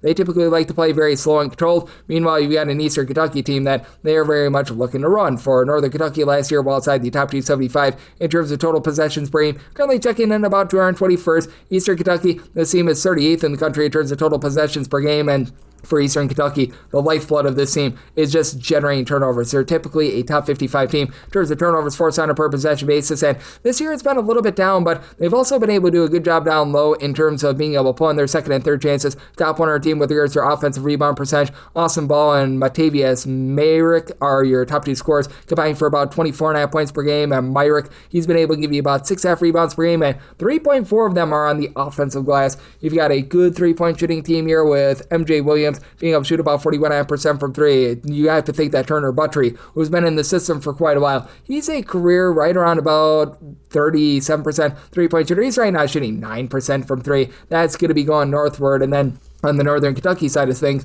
they did lose quite a bit of the backcourt from a season ago. I still remember St. Vincent doing a nice job in terms of generating turnovers, and now they're bringing the main guy from Cal State Fullerton and Donovan Ode, who's been very versatile, 16 points, 4 boards, pair of assists per contest, and Dan Gresinger, he's the main holdover from a season ago, really ascended in conference play last season, and he's been able to utilize that to become the top scorer this year with about 16 points per game. You do have a little bit of something that returns from a season ago down low. LJ Wells last season gave the team 6 boards per contest, and he's up to about 9.5 points, 7.5 rebounds per game. And then I've always liked the game of Tay Dozier, who comes on up from the non-D1 ranks. He's been able to give you about 8 points per game. He was a very highly touted non-Division I transfer. But that said, this is a Northern Kentucky team that's having a tough time taking care of the ball. They're well outside the top 250 in terms of ball security. And right now they're shooting 58% at the free throw line. This is an Eastern Kentucky team that's not afraid to get physical with you. So I do think that this is a relatively good matchup for Eastern Kentucky to hold in there. I did set Northern Kentucky as a 1.5 point favorite on their home floor. So here are the 2+. Don't want the money line, but I'll take the points with Eastern Kentucky. Set a total of 147.5. I'm also in on the under. 3-6-5-25, 3-6-5-26.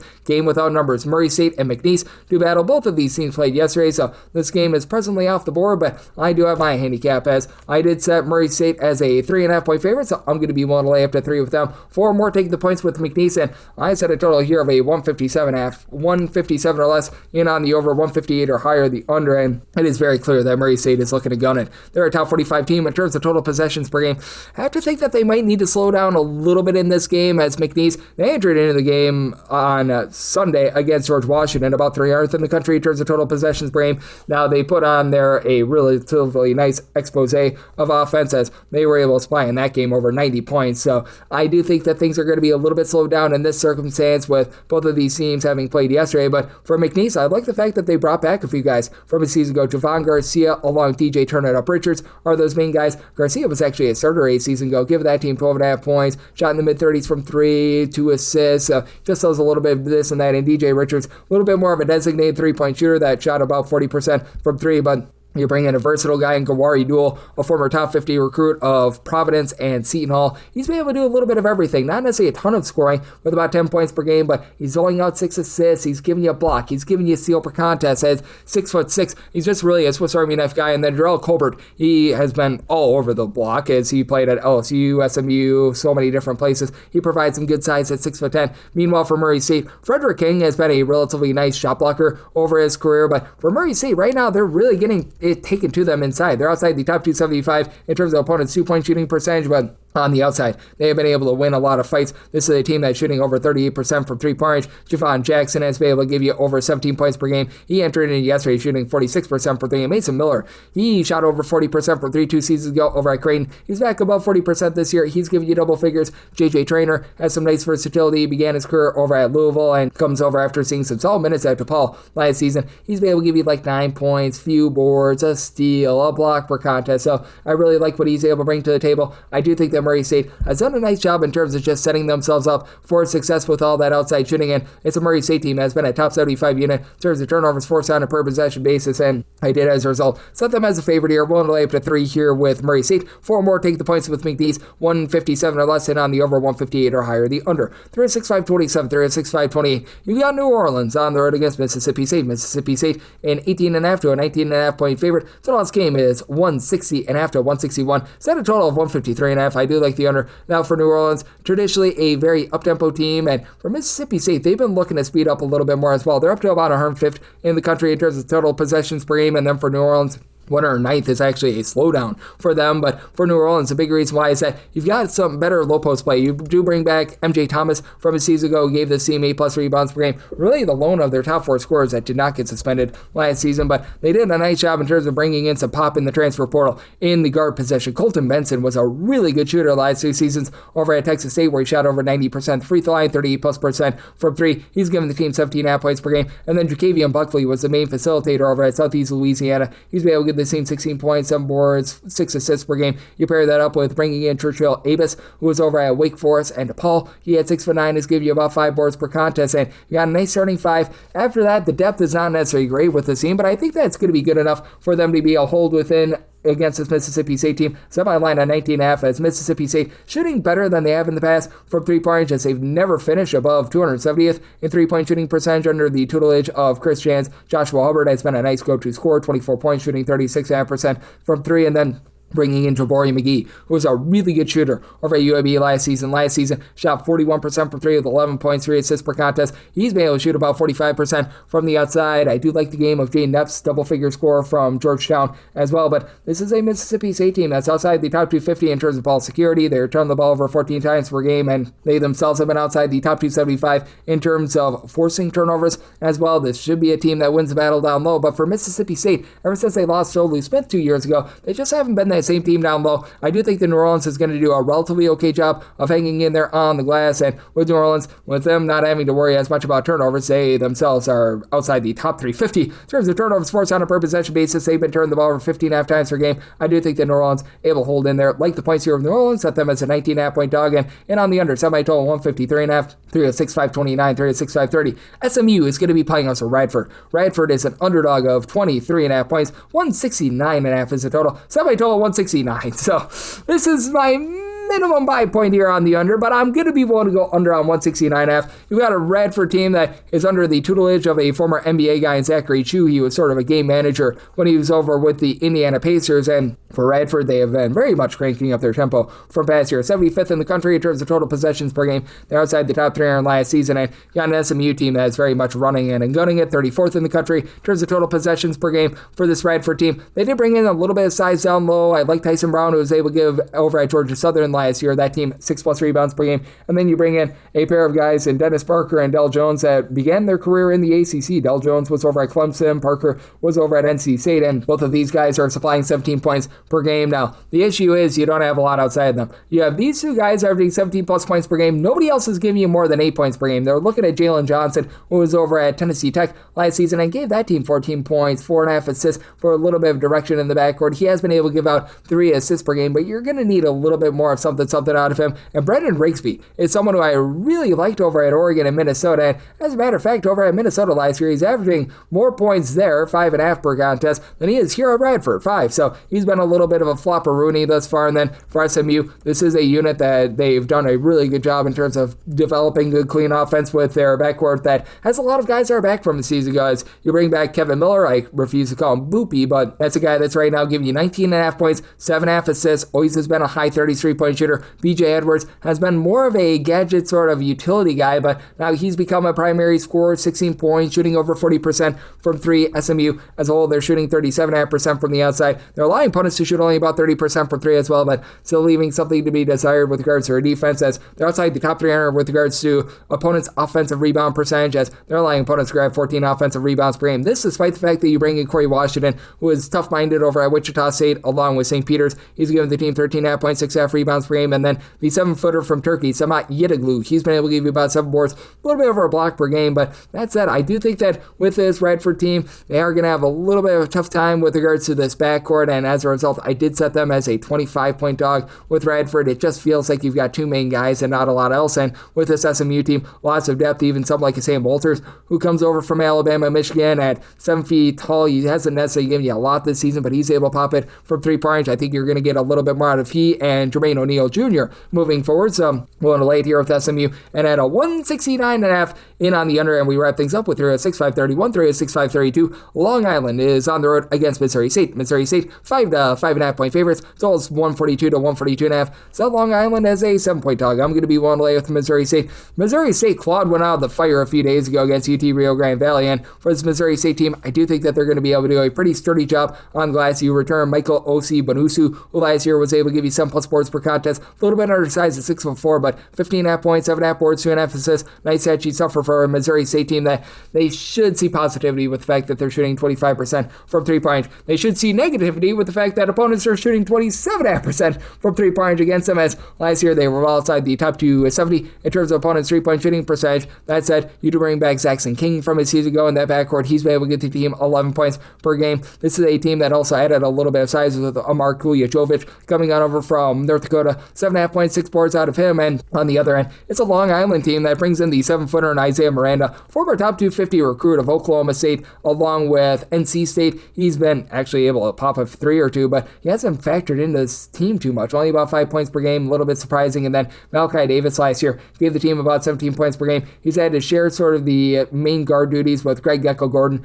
Gordon has been able to give you 12.5 points, 4.5 boards, 3 assists per contest after 2 seasons ago at Iona. He had a massive year. You also bring back Jamal Fuller, who's been able to give you 14 points, that main 3-point shooter for the team right now, shooting 44% from the outside. And Jomo Goings has come on over after he was at the non-D1 ranks. He's been able to give you 7.5 points, 5 boards, but it's a Long Island team that's really having a tough time taking care of the ball. About 16 turnovers per game. Now, those numbers are a little bit warped because they have the game against IU Indy, and that IU Indy game makes them look a little bit faster than what they are. They're currently 108th in the country in terms of total possessions per game, but that's going down game by game, and I do think that Missouri State finds a way to get the job done in a game where I think that there's the propensity for late game falling, semi-total 145, like the over, and I'm willing to lay it with Missouri State, and that'll wrap things up for the Monday edition of Coast to Coast Hoops, now part of the VSiN Family Podcast. Big thanks to Ryan McIntyre of the Sports Gambling Podcast Network. He joined me in the last segment. If you do like hearing from this fine podcast, Coast to Coast Hoops, you're able to subscribe wherever you get your podcasts, Apple Podcasts, Google Play, Spotify, Stitcher, and TuneIn. If you have a question, comment, segment idea, what have you for this podcast, you have one of two ways to fire those in. First one is my Twitter/X timeline at gunit_81. Keep in mind, letters EM,